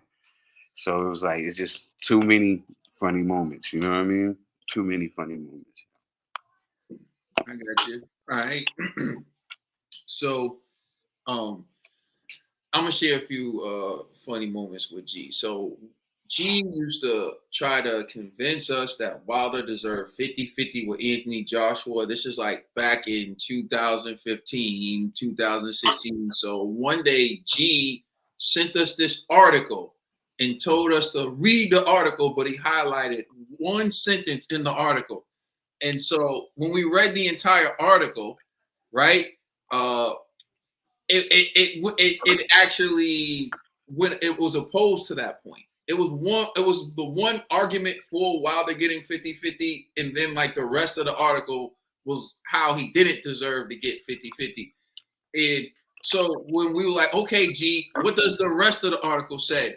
He texts back, read the sentence. Just read the sentence. Don't read the paragraph. Oh man. So we were dying. We were like, nah, bro, you gotta take everything in its totality. So he tried to limit it to the one sentence. And then later on, when we were talking about it, he said he learned that strategy from pastors. So that's what he told me. But so that was funny. Another thing, we used to go to UMass, like we would party, and then sometimes we would have to drive back. We would have to take like these long drives. Sometimes it'd be like drives from Connecticut. Sometimes it'll be from like Amherst to Boston. So one day it was me, Greg, and Noah. And so we're driving from Amherst back to Boston, and it's late. Or I should say it's early. It's like 3 a.m. And G's tired, Noah's tired. So I'm driving. Noah's in the back seat. G's right beside me. So I'm driving, and out of nowhere, G in his sleep, like just, G, I know it's six-pack maniacs, six-pack maniacs. Like he's talking about six-pack maniacs in his sleep. And so then, you know, when you're driving, sometimes you make a quick swerve. You're swerving someone driving too slow, so you swerve by them. So I was in that situation. I'm moving to swerve by someone, and G's like this, and out of nowhere, this sleep, G just goes. Like he thought he was driving, like sleep. Like, yo, bro, like, what's up with this dude? Like, how often does this dude fall asleep behind the wheel? And this is one that is hilarious with G. So I'm like on my first week of like a new job, and prior to us sending this out, we taught this boxing class because G was he was staff at a college, and we taught this boxing club at the college. And one of the students there, she was Nigerian, and there were a few students who were Nigerian, and so they were saying how like their tribe would make so much rice they would put it in like trash cans, like a clean trash can, obviously, but like a clean trash bin full of rice. And so Stretch came one morning. He said something to us. It became war. Like someone posted like a picture of a trash can. It was like, yo, Stretch, your food's in here. And then Stretch text something back. And then someone text a picture of like ketchup or rice and said, David, you make this jollof. Like it just became, and like it became like a whole hour of roasting each other. And I'm sitting in front of my desk laughing, hoping like no one can hear me. I'm like, yo, I might get fired today. So like that day was hilarious. Like that text chain was just vicious. Like thank God. Yeah, nah, I got violated that day.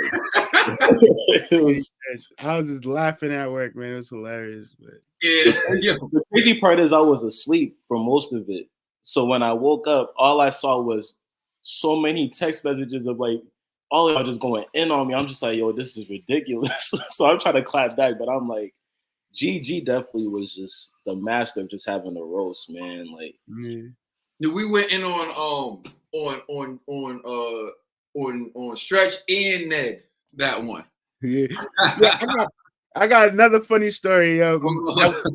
At one time, me, G, and Walk lived on the same street, and we were I forgot what we did that day, but I think we was gonna watch a freestyle battle that day, and we all just chilling on the porch. It's a nice summer day, and a bee comes flying, and I'm like, oh, G's like, yo, relax, man. A bee's not gonna sting you unless you like bother it.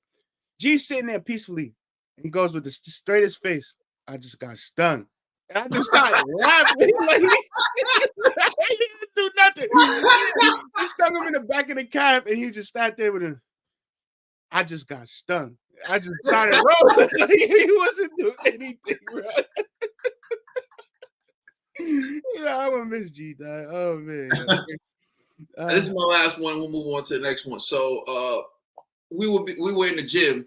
And I was on a speed bag, and I was doing my thing on a speed bag. And I say, yo, Stretch, record me on a speed bag. So Stretch records me doing my thing on a speed bag. Like 1 minute of me just going in fast, doing all types of stuff, whatever. I'm like, word, dog, that's going to look fly when I post it. So G goes, yo, let me see that. Stretch gives him the phone, and he deletes it. G deletes my video. And I say, yo, why the hell you delete my video? He said, yo, because you were looking good, but I was next to you struggling. So he didn't want me to post the video because he was. I said, Stretch, don't ever hand this man my phone again after I.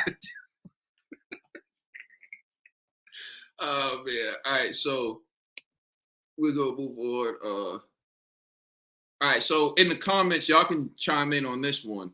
What was your favorite G moment on Boxing Bros?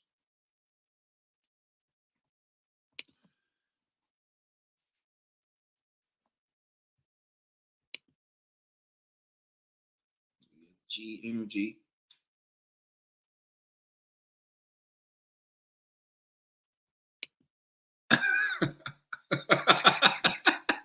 You guys got to talk about the time G funded some rapper guy in his songs.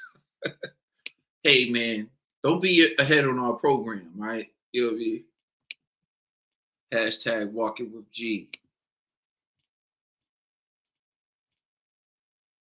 The punch off and 10 toes down. Him violated Joseph Parker. Yo, we talk about karma again with G. G used to violate Joseph Parker, and then he beat Deontay Wilder. Ukrainian soup. Someone said, OMG, too many. Nah, man, we that's not how we did it. We have a good time. All right. Him and Ned arguing every single episode of the Boxing Bros. I even commented to him, be nice to Ned one time. Fix your face, G. Fix your face, G. G versus Ned. Every time he said the word violate. That's a G classic right there, yeah. He said, been watching since 2000. G would make me laugh. I remember a few times back when G said AJ started watching Ruiz highlights last minute before walking out to the ring. He was shook. R.I.P. G. Oh, God. Said, love the phrase walk with me. All right, my man said my favorite G moment was every time I watch. I feel like G gave you something every time. He said he showed a comment about Ned. Who would Ned rather hug, Clarissa or AJ? Someone posted Ned will go on his knees when he sees AJ.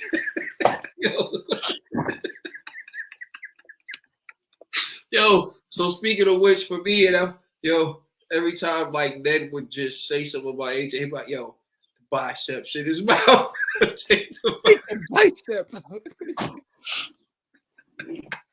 All right,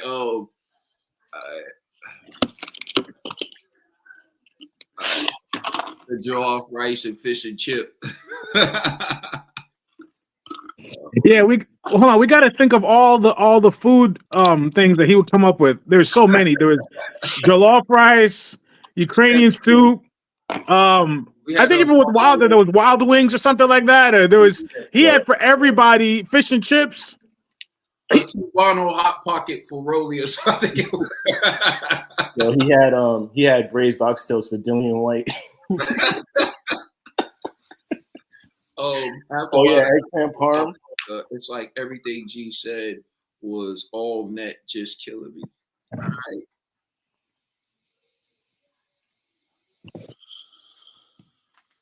right. Pause yourself, Ned. Yeah, I remember this one. Big Boys in Style is another one. Yeah, that day will forever.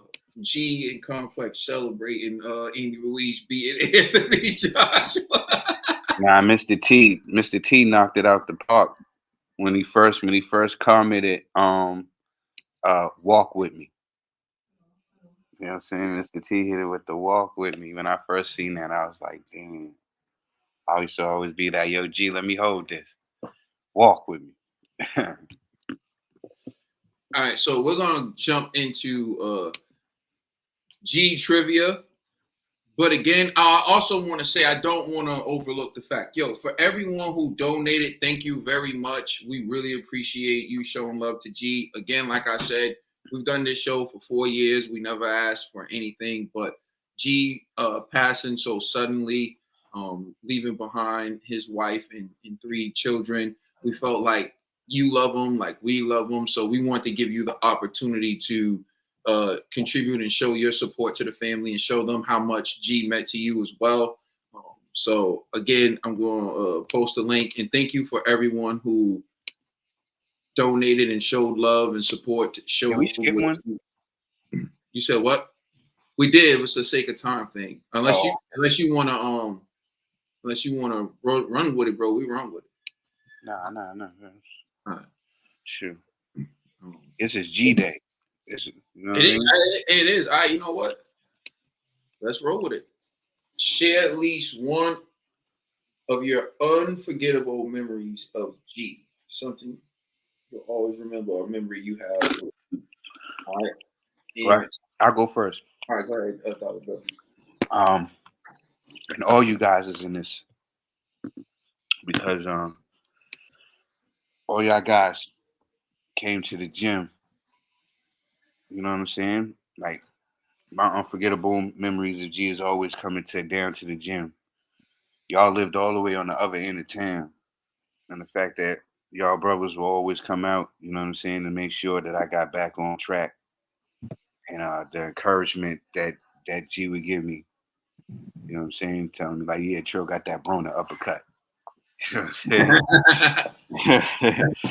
Nah, and then when I started getting the power back, you know what I'm saying, because y'all know that, I was down bad, you know what I'm saying? So he would encourage me, you know what I'm saying? And the whole transformation of Trill, you know what I'm saying? It was because of the love from G and you guys, and I will never forget. I will never forget that. Never. You know what I'm saying?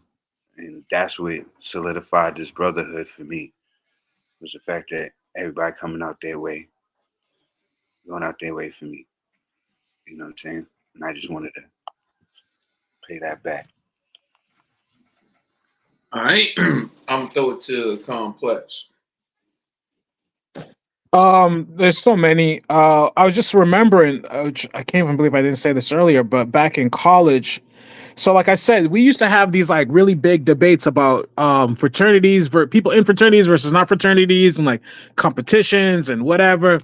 And one time we decided we're gonna do uh, a water gun fight. So him and I had a water gun fight. And we were talking trash leading up to this the whole time, right? We went to like there was a Walmart and a Target near the school. We went and bought all these water guns and water balloons. And the only people who was amped up was me and him. Everybody else was like, whatever y'all talking about. Like me and him were so like amped up about this. Like we had like serious like water guns and stuff like that. So I think one day we decided to do a face off, whatever, right? And we did it like almost in like the middle of like right in front of one of the dining halls, in the middle of one of the living areas. And him and I are just like shooting each other with water guns, throwing water balloons at each other, or whatever like that. And it was funny, like Kato was like, yo, Complex bodied him, like, yo, you got bodied. He was mad. He was like, man, like, yo, he didn't do none of that, yo. Like, it was just funny, like, and all these, like, literally everybody came out of the dining hall. It was like the end of lunch or something, and people were like, what are these dudes doing? And him and I are just like shooting each other with water guns and throwing water balloons at each other, like taking cover and running around. It was just like the most ridiculous thing, but we had, fun like that, you know what I'm saying? So I just remember that we even did that, you know what I mean? And that's like one of the many things, but that's just the kind of guy he was, man. And he's surely missed, but the stuff like that was just so funny, you know what I mean? And like he was tight, but we had fun like that, you know what I mean? And afterwards, obviously, we go back to being brothers. Everything was cool, so it was really good. NED the TBE. Man, I got so many great memories with G, man. It's crazy. I just can't pinpoint when. But I say, yo, G had very contagious laugh. And one of the moments I can't forget is what was it? When we were all in his basement. And what was it? I think it was Wilder Brazil fight. And it was like, yeah, I have my money on Brazil. Kate had his money on Brazil. And we waiting. And that first round knockout, boom! He just like, oh! He's like screaming at the top of his lungs. I'm just like, yeah, I'm he was screaming at his wife there, like, is she running down like, oh, is everything all right? I'm like, yo, Jesus. And I would love every time, like, even if I lost, and G just that moment of glory for G, I just had to like leave. I'd be like, all right, y'all, this is some BS. And I like walk out. But those are some great moments, man. Just chilling at his crib and just watching fights, man. Yeah, for me, it'll be when he asked me if I would be one of the best men in his wedding. So for me, that was an unforgettable moment. And like, there were unforgettable weeks going into it, like, because we would meet every Sunday, and those meetings were hilarious. But yeah, I'll never forget that. And, I'll always remember that. So that's what it is for me. All right. So. Yo, my bad. I didn't get to go on that. Oh, my bad. Go ahead. Sorry, my bad. Stretch. No, you're good. I'll be really quick, but I think there's a ton, but I think one would probably be like when I, Greg played a huge influence in me, like also joining the fraternity. So at my probate, because like, you're zoned in on like the show and performing and everything that led into the process. So like, I couldn't see him in the crowd, but I remember like, once the brothers were doing the calls, like I heard his voice his voice was the loudest when the calls were going off. So that's just a moment, especially when I have moments where I watch my probate. Like I always think about how special that moment was. No, that's real. That is real. So now, excuse me, we're going to go to our last segment before we give our closing remarks. And so this is for everyone. Everyone can participate. So what I'm going to do is first, this is G Trivia. So what I'm going to do is I'm going to ask the question, but you don't have to answer it yet. I'm going to let the people in the audience get a chance to answer it. Then I'll throw it to each of you individually, and you can give me your answer, and then I'll give you the actual answer and see if you got it right. All right. So this is G Trivia, everyone. So let's get ready for G Trivia. All right. Let me let my bro back in. All right. There we go. All right. Here we go. The first question, this is just a warm-up. G's greatest heavyweight of all time, Muhammad Ali or Deontay Wilder? Let's let the people in the audience tell us who they think G believed in his heart of hearts was the greatest heavyweight of all time. Was it Muhammad Ali or Wilder?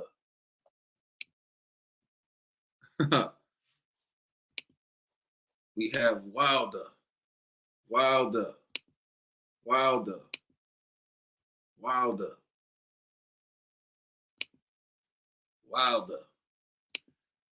So the people believe it was Wilder. Oh, hold on. We got one for Ali. Wilder. All right. So I'm gonna turn it over. I'm gonna ask you, Complex. Who do you think G believed was in his heart of hearts was the greatest heavyweight of all time? If you had to. Now we all know that G and I were both card-carrying members of the Bomb Squad, and we repped it to the death. So he might have said Wilder, but in reality, G was also a keep it 1,000 like he would say, or keep it 100, and he was. In all honesty, he would have said Ali, but depending on who he's talking to, definitely would have said he's better than AJ. So I'll leave it at that. But I'm gonna go with Ali. I think he would have actually said in reality, he'd be like, "Nah, Ali got that." But I think he loved it. Yeah. All right. Ned. I got 3 answers to this question because I had this conversation with G before. Like this was like back in our RCC days when we was going to the gym, and then there was one weekend we got out the gym, we was dropping food to the crib, and we was in the car arguing for an hour talking about, because I don't know who he was like, Bruce Lee versus Mike Tyson. He was like, Mike Tyson beat the brakes off of Bruce Lee. It didn't go Mike Tyson versus Muhammad Ali. It was like Tyson, he got Tyson all day. Tyson is like the GOAT. Nobody's seen Tyson in his prime, anything like that. I was like, gee, you bugging. Ali's the great. So that point, I think he had Tyson. When Wilder was undefeated and had that right-handed guard, I think he would go Wilder. But now, after all said and done, I think G would either I put this on everything. I think he would go Tyson first and then Ali second. Because he loved Tyson so much. Tyson's not an option. I know. So Ali or Deontay Wilder. But I know G. Listen, I'm gonna have to. This is where G would have been like. I would be real. I was there. Is Muhammad Ali or Deontay Wilder? Where do you see Mike Tyson? No, I don't know it, but I just know we had that conversation where he took Tyson was his like favorite fighter. Okay. I don't know where that leaves his answer. Stretch. Well, I'm saying Ali. So if you know you're not involved with Tyson's Ali. But I'll just say off the record. On the record. When it comes to this question, it depends on what motive you were talking about, I guess. If we're talking about the G that wants to be in his logical and reasonable bag, then of course, Ali. But if we're talking about jump all the way out the third floor window, then it's Team Wild all the way, I guess. Dollar Bill, you with us?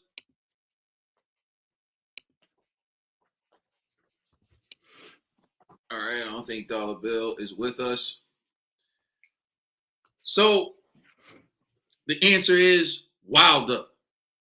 Wilder is G's greatest heavyweight of all time. Remember, the question says G's greatest heavyweight of all time. Wilder is G's greatest heavyweight of all time. Doesn't mean that Wilder's the greatest heavyweight of all time, but he's G's greatest heavyweight of all time. All right, so we're going to move on to the next question. All right, remember, we're going to let the people answer first in the comments, and then we'll give our answer. G's nickname for Alexander Usyk. What was G's nickname for Alexander Usyk?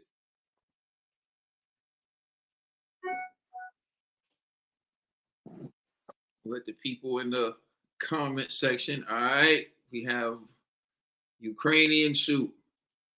Ukrainian soup. Ukrainian soup. Ukrainian soup. Ukrainian soup. Ukrainian soup. All right, so the people are saying that his nickname for Alexander Usyk was Ukrainian soup. I'm going to turn it over to NED the TBE. What was G's nickname for Alexander Usyk? They all got it right. They already know it's Ukrainian soup, man. G was on the Ukraine watch list after that, man. Stretch. Yeah, that's an easy one, man. Ukrainian soup. All the way. All right, Complex. You already know what it is, Ukrainian soup, so.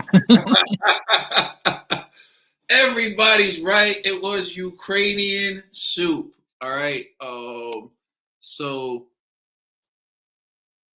now we're going to turn to the next question. G's favorite response to a good point that hurt his argument. We won't say anything. Remember, we're letting the people in the audience answer first. G's favorite response to a good point that hurt his argument. Let's see if the people in the audience can get it. So we have I is one of the answers. We have facts as one of the answers.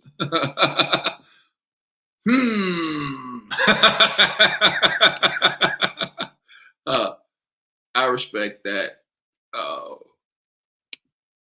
Watch your mouth. You got that. And we have Dom the God. That was cute. All right, so now we're gonna turn it over to Stretch. What do you think the answer is? I think, me knowing G, I would say like, yo, that was cute. That's probably the one where I'm like, I'm so used to him saying that one. That was cute, but so what? Like, NED the TBE. What do you think the answer is? I hear y'all, but walk with me. That's Complex. I feel like he'd be like, you got that, you got that. Like, he would just kind of like give you that point, just like, you got that. Yeah, so everyone, he said a lot of that, like, but I think the classic G response is that was cute.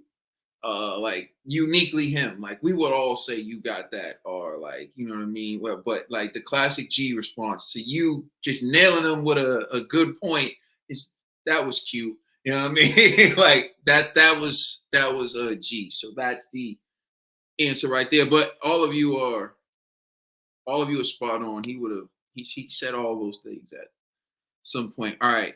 So let's see. I don't know how many people in the comments would get this, but we'll see. What would G say if he thought you were acting soft? So, oh man, let's see. Let's see if the people in the comments can get this.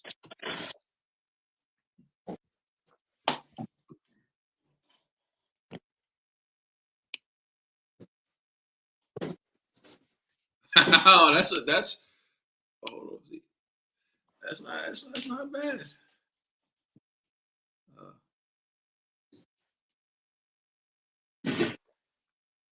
Watch. Shame, boy, you respect yourself. Those are all G quotes, by the way. All right, I'm gonna turn it over to NED the TBE. What? I got a lot, but keep the show friendly. Respect No, yourself. I want the real. I want G. What would G say to you? If you got in your feelings, G be like, stop acting like a Beatrice. And no disrespect to Beatrice. But yeah, sweet girl. All right, yeah, sweet girl. All the Beatrices out there, yeah, sweet girl. All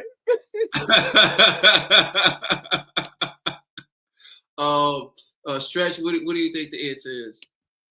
Yeah, I've been at the receiving end of those type of jokes, especially being the youngest one in the crowd. I feel like his quickest thing, man, yo, respect yourself, man. You should be ashamed of yourself. Like, he'll just start going in from them type of angles, and then like, if you're younger in the crowd, he'll be like, man, like these younger kids, man, like he'll kind of just like anything along the lines of that. For me, it's like that was G's classic response, yo, to respect yourself. All right, Complex. Yeah, obviously, respect yourself was a classic G line. That's a G-ism. We could do a whole book on G-isms. Yeah, respect yourself was definitely number one. Another one that was my favorite was don't panic. He'd be like, "Oh, this motherfucker about to panic or whatever." Like if you don't panic. Yeah, if you was debating him and you seem like you're a little off, I'll be like, "Oh, don't panic. What you know?" So that was just some of the things he would say. All right, so the answer is stop acting like a Beatrice. That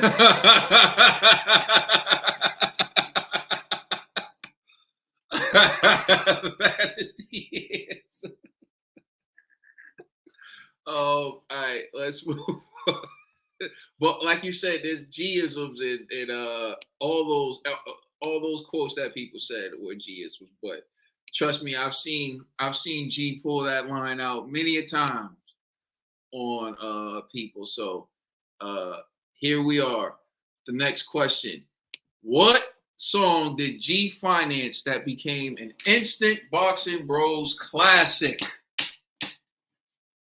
What song did G finance that became an instant Boxing Bros classic?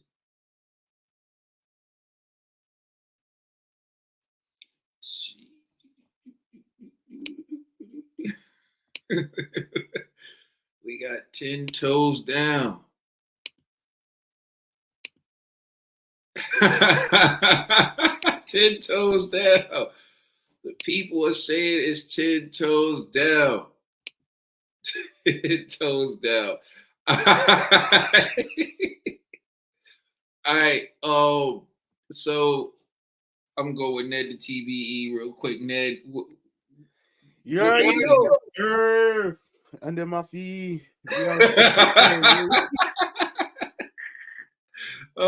Stretch, what do you think the answer is? Yeah, the audience is right, man. 10 toes down. Complex, man. What do you think the answer is to this?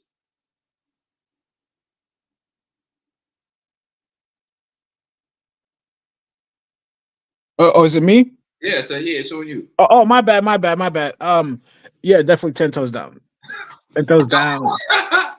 I don't know, man. I feel like, yo, should we throw on 10 toes down? I don't know, man. You know what I mean? Should we play 10 toes down, man? You know, I don't know. I mean, we once asked this question. I'll ask it again. I need 5 thumbs up for me to play 10 Toes Down right now. I need 5 thumbs up for me to play 10 Toes Down right now. I'm not seeing any thumbs, man. I don't think we're gonna. Come on, Alexander. I need more than just one. I see a lot of yeahs. I said thumbs. Oh, here we go. All right. We got 3. Oh, Rico. My man Rico came back in and say, play the hit record, the Boxing Bros hit record that is 10 Toes Down. All right. Let me see if I can get this to play real quick.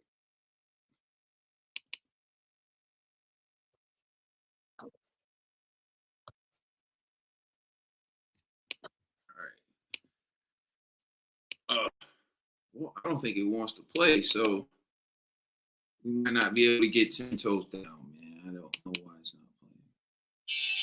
I hear it. Can y'all hear that? Yeah, You hear it? You hear it?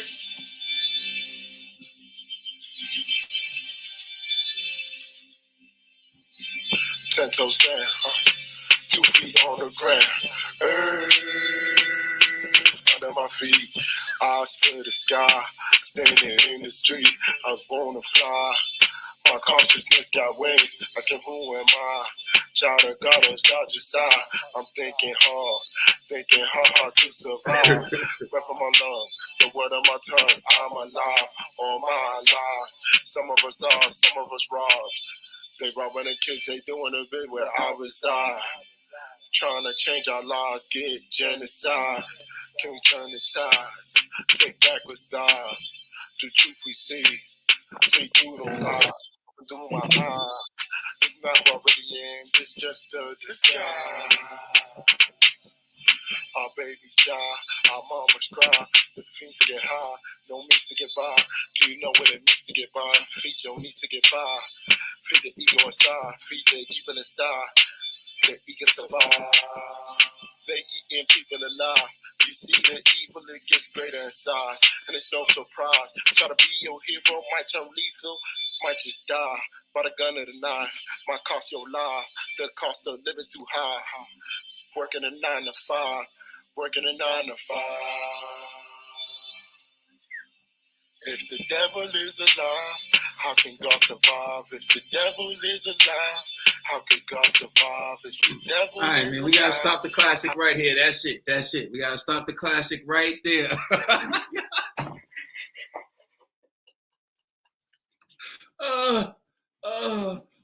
You know what? I ain't gonna lie. It's catchy, yo. That's so big. My man said he's spinning. Yeah, I know G's shaking his head every second. G's like they had to play it. Yo, there's not too many things that leave G speechless, but when you bring up 10 Toes Down, all he does is make a face and go. And you're like, G, you produced the check. No, not me. Not me. Yo, Rachel said, verse 2 hit different.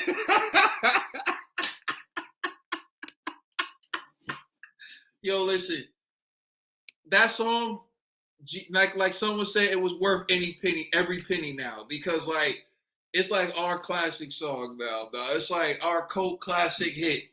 You know what I mean? Our guilty pleasure. Gee, that was garbage. That's what he said. Yeah, I actually thought it was alright though. I ain't gonna lie, yo. That song makes me happy, low key. But all right, we'll move to the next trivia question.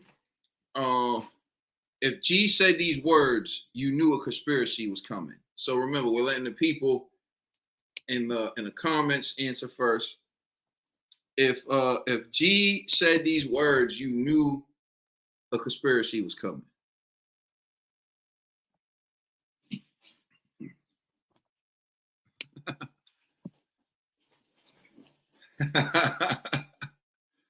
All right, here we go. People are pouring in with, hey.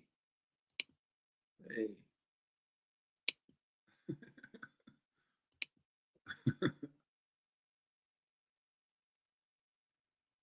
right. This is enough. That's another one, but not, you know what I mean? All right, so I'm gonna throw it to you, Stretch. What was what do you think? Yo, fellas, walk with me. All day, every day. Complex, what do you think the answer to that is? I mean, it was always like he just prefaced it like, "Nah, those, this might sound crazy, but walk with me. Just stick with me." And he's about to take you on this crazy journey. Like, bro, what? You would just be like, "What are you talking about?" He's like, "Nah, just walk with me here. Walk with me here." So, all right, TBE. You already know. Walk with me. Everyone is correct. Walk with me.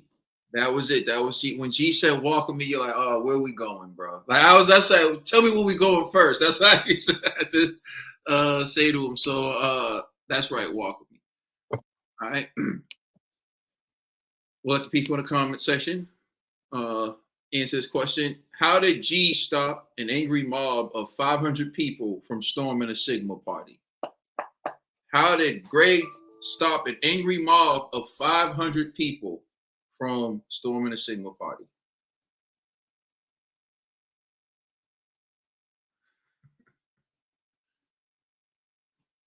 All right. We got the people coming in with the answers.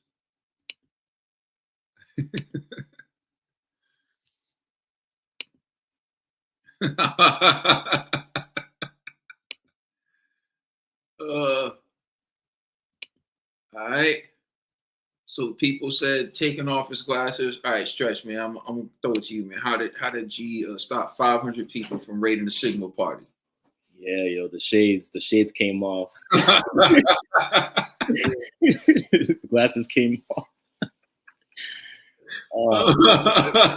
I got corrected by Mr. T. My bad, Mr. T. 1,000 people. All right.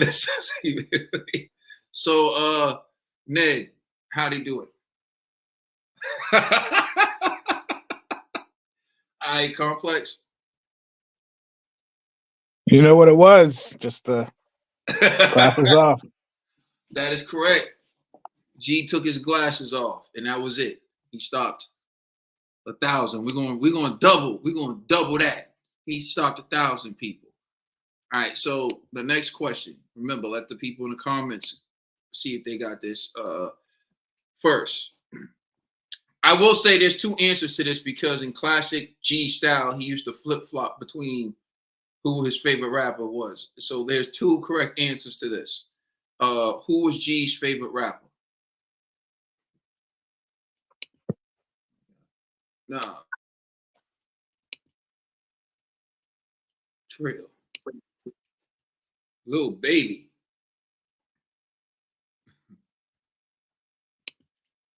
Migos. Nas and Jay-Z. All right. Well, I'm gonna turn it over to. I'm gonna go with TBE first. They Prince. G got two favorite rappers and one honorable mention. The first one is Ghostface Killer, or the second one is Nori. And after that, honorable mention is Fool Black. That's it. 10 Toes Down might be the best song, man. Stretch. Yeah, my picks would be Ghostface for sure, and then my honorable mention was ODB actually, but you can't go wrong with either guy for G. Complex. I was gonna say, like, I had a feeling, like I remember him saying that Ghostface was his favorite. I think you guys just confirmed for me. But I think he liked, I remember him also really liking Little Brother, which was like a small group that back in like we were in college days. But he said like their album Get Back he really liked, and he was into like rap mostly, but like rap that like I don't know how to explain it, but like the bars meant something to him. So all these people talking about like Migos or whatever, that all that shit was trash. He'd be like, "This is garbage," and that's why he loved Food Black as well. because the content in the bars. You know what I'm saying? So, but yeah, it's Ghostface. You gotta put Full Black in with those guys. Mm-hmm. So the answer is actually Ghostface and Noriega. He loved Ghostface and Noriega. Those were G's favorite rappers. So Ned, you spotted everyone got that. So for those in the comment section, those were G's favorite rappers. We're coming to a close, everyone. And we're gonna end this right. But so what would G say before speaking about AJ, Usyk, or Joseph Parker? Remember the people in the comment section first. What would G say before speaking about AJ, Usyk, or Joseph Parker?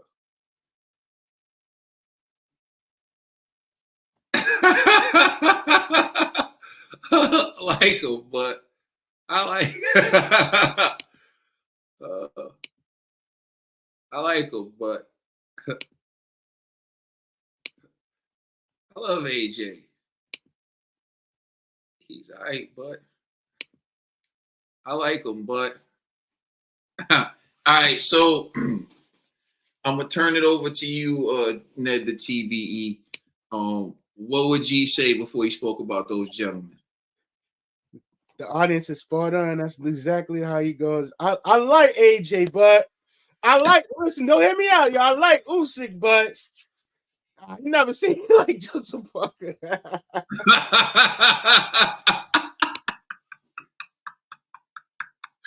I love AJ's back. That's not G. That's Ned. All right. So let me see. I do think that was our last question. But one of the things I do want to do before, because we're coming to a close, is I want to show you all something. Just in the time that we've been together, I'll accept this. You all have raised $1,280 for G's family. Sorry. So that is amazing, and that's the power of this community. We started off with 0 at the beginning of doing this, and you all pulled together and raised $1,280 for G's family. And I just want to speak personally. We'll get to the closing remarks now. For me, we started this show because we were afraid we were going to get kicked out of gyms because we were arguing about boxing all the time when we should have been doing our workout.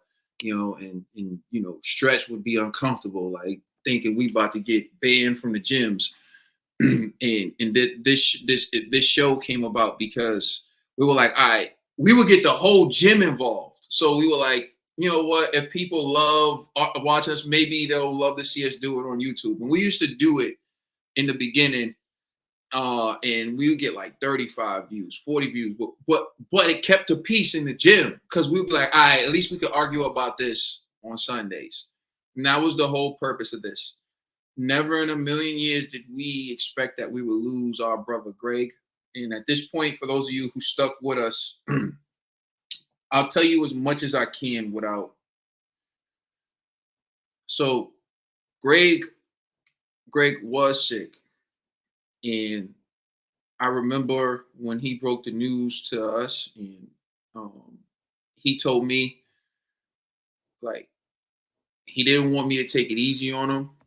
He wanted me to keep bringing it. He loved it. Like, that's what he lived for. He lived for the debates. He lived for the fights. He enjoyed the community. He worked very hard. And he did everything he was supposed to do. And on February 20th, he went in for surgery. And then on February 21st, he was rushed to the hospital due to complications he was experiencing. And that's how he passed. So for those of you who are asking, that's what happened to Greg. He had surgery on February 20th. and he passed from complications on February 21st. And none of you knew that because he never wanted to,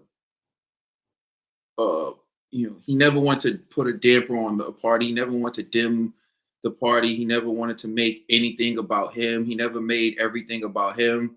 That's just not the way G was. He just wanted to have fun. It was always about fun. And I know you see us debating, like Complex brought it up. For us, since college, our debates were like cutthroat. People would think we were about to fight. And then once we move on to another topic, we'll be at the dining hall laughing and joking. Like we were so cutthroat, like Complex said, we call each other out like on anything. That's just the way it was. That's the brotherhood. And that's what kept us around each other. So never in a million years did I think when we first started this channel that you all would be helping us raise $1,280 for our brother. And we never asked you for a dime on this channel. We don't super chats. We just do it for the love. Like I said, we start this for the love. But to see this means so much to me. I know it means a lot to Greg's family. You showed his sons how much he's loved today. So thank you. You showed his wife how much he's loved by this community. All the time he invested in this community. Today, this live, 2 hours, 21 minutes running, you all helped us raise 1,280 brothers and counting, I'm assuming, for our brother Greg. So that means a lot to me. I know that means a lot to his family. So, I'll open the floor for my other brothers here. If you all want to say something, feel free. But I wanted to show you the power of what you did just in 2 hours. So thank you very much. I'll go. Yo, G was a great man, yo. Like, I'm glad, like, I never knew, who would have thought, like, we would go this far. And you've been a mentor, you've been a brother, you've been I looked up to you. And, I appreciate you, yo. Since you're not gone, we'll always cherish your memories, man. And I look over your family, everything. We all look over your family, man. We're gonna honor you, G, man. Yeah, man, Greg really meant a great deal to me. When I just think about the point in time he really came in my life was like really pivotal to me in terms of just like having somebody in my corner who supported me, saw the best in me, was there for me. Like Greg in every way made himself available. There was no favor, no ask of him that was too much. Like he always did what he could. And, just in terms of how I was able to start and navigate and even finish college to working in the professional world and just his mentorship, his grace, the way he always extended himself. Like he really was truly a mentor, a big brother. And in a lot of ways, at least in my life, almost like a second father figure. Like that's how close me and G was. So it hurts a great deal in terms of him not being here with us physically, but his presence and what he stood for and all the amazing things he did, all the amazing things he did for people. Like that's not going anywhere. And, I love you, G, to the best of my ability. I'm going to try to just do what you would tell me to do in terms of paying it forward and helping the next person up.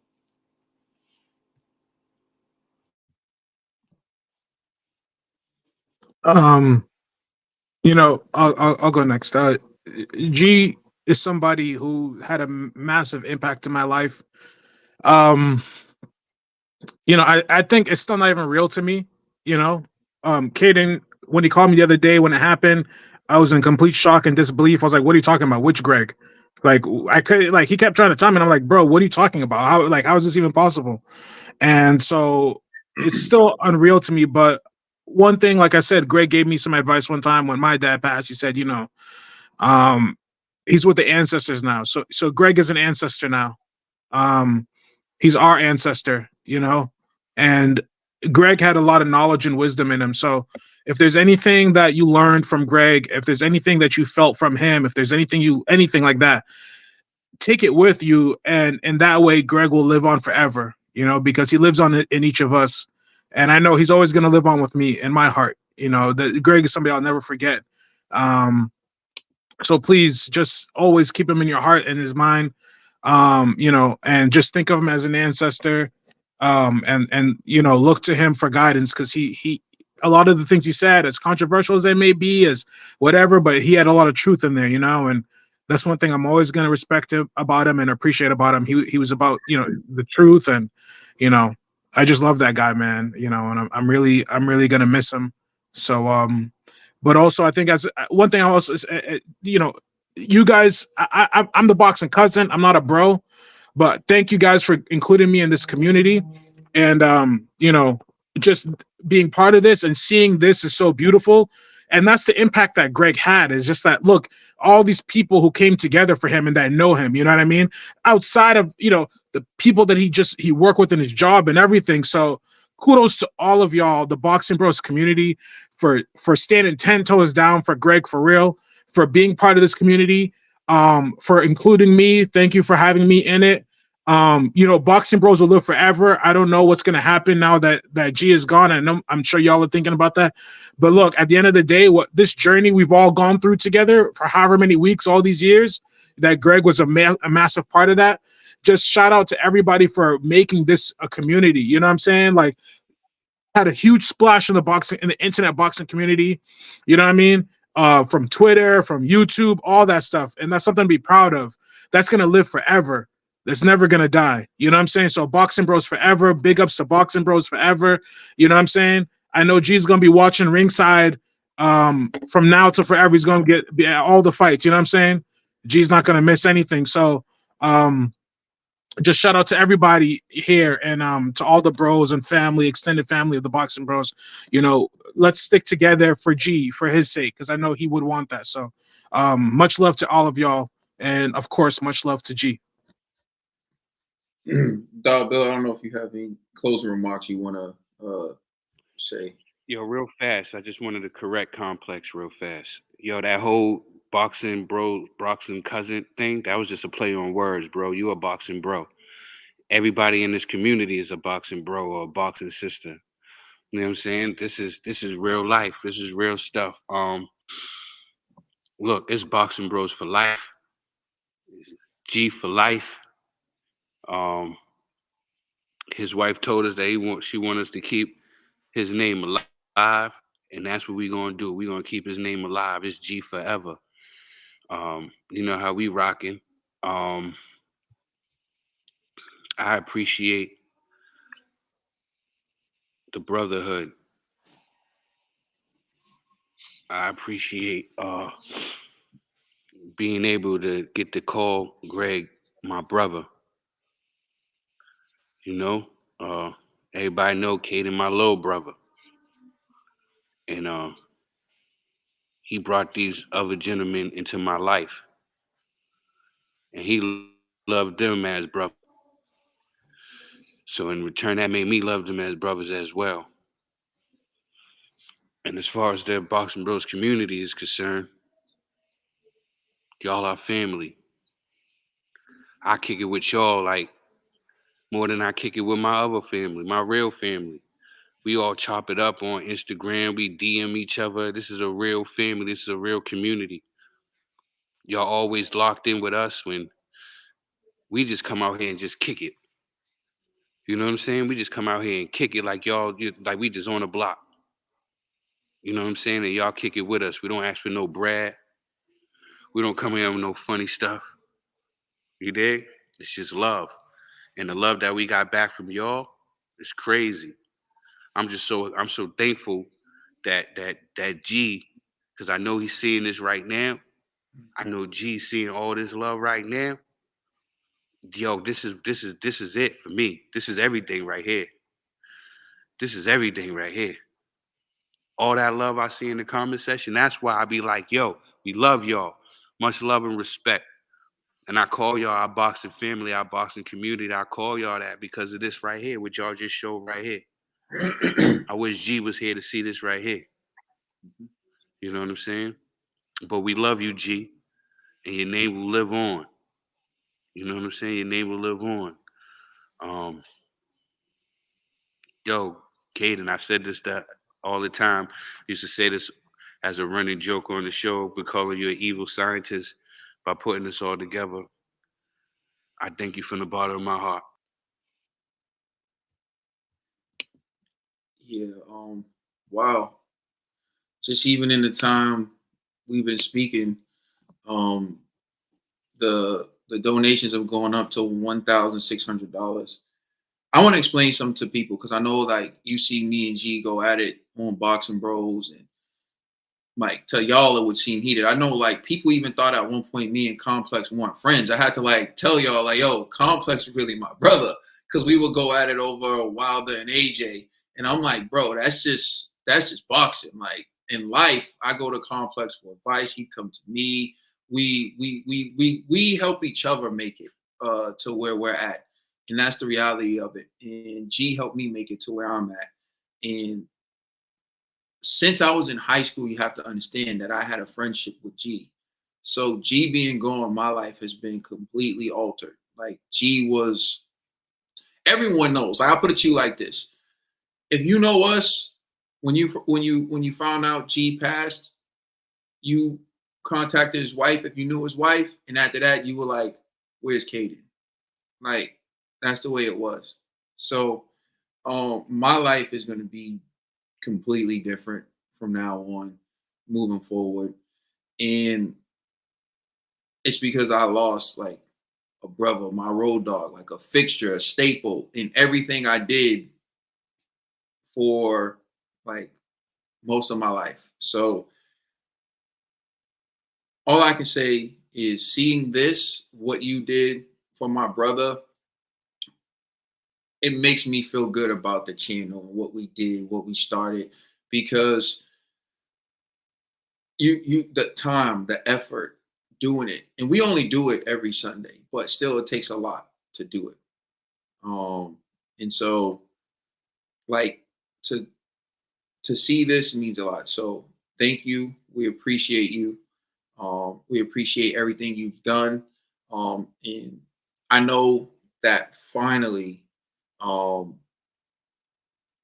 finally people can see the power in what this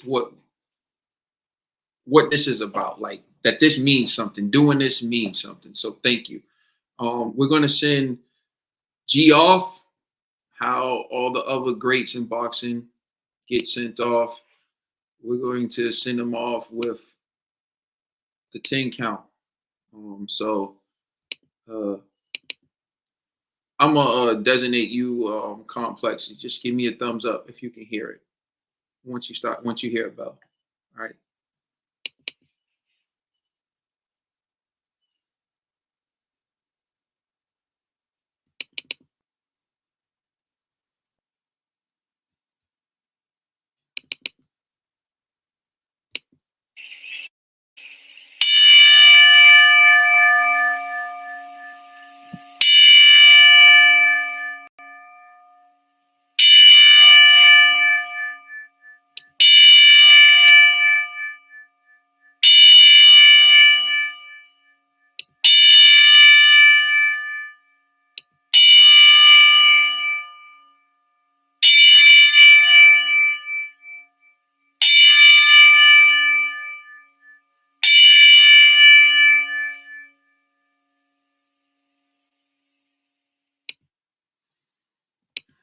Thank you, everyone.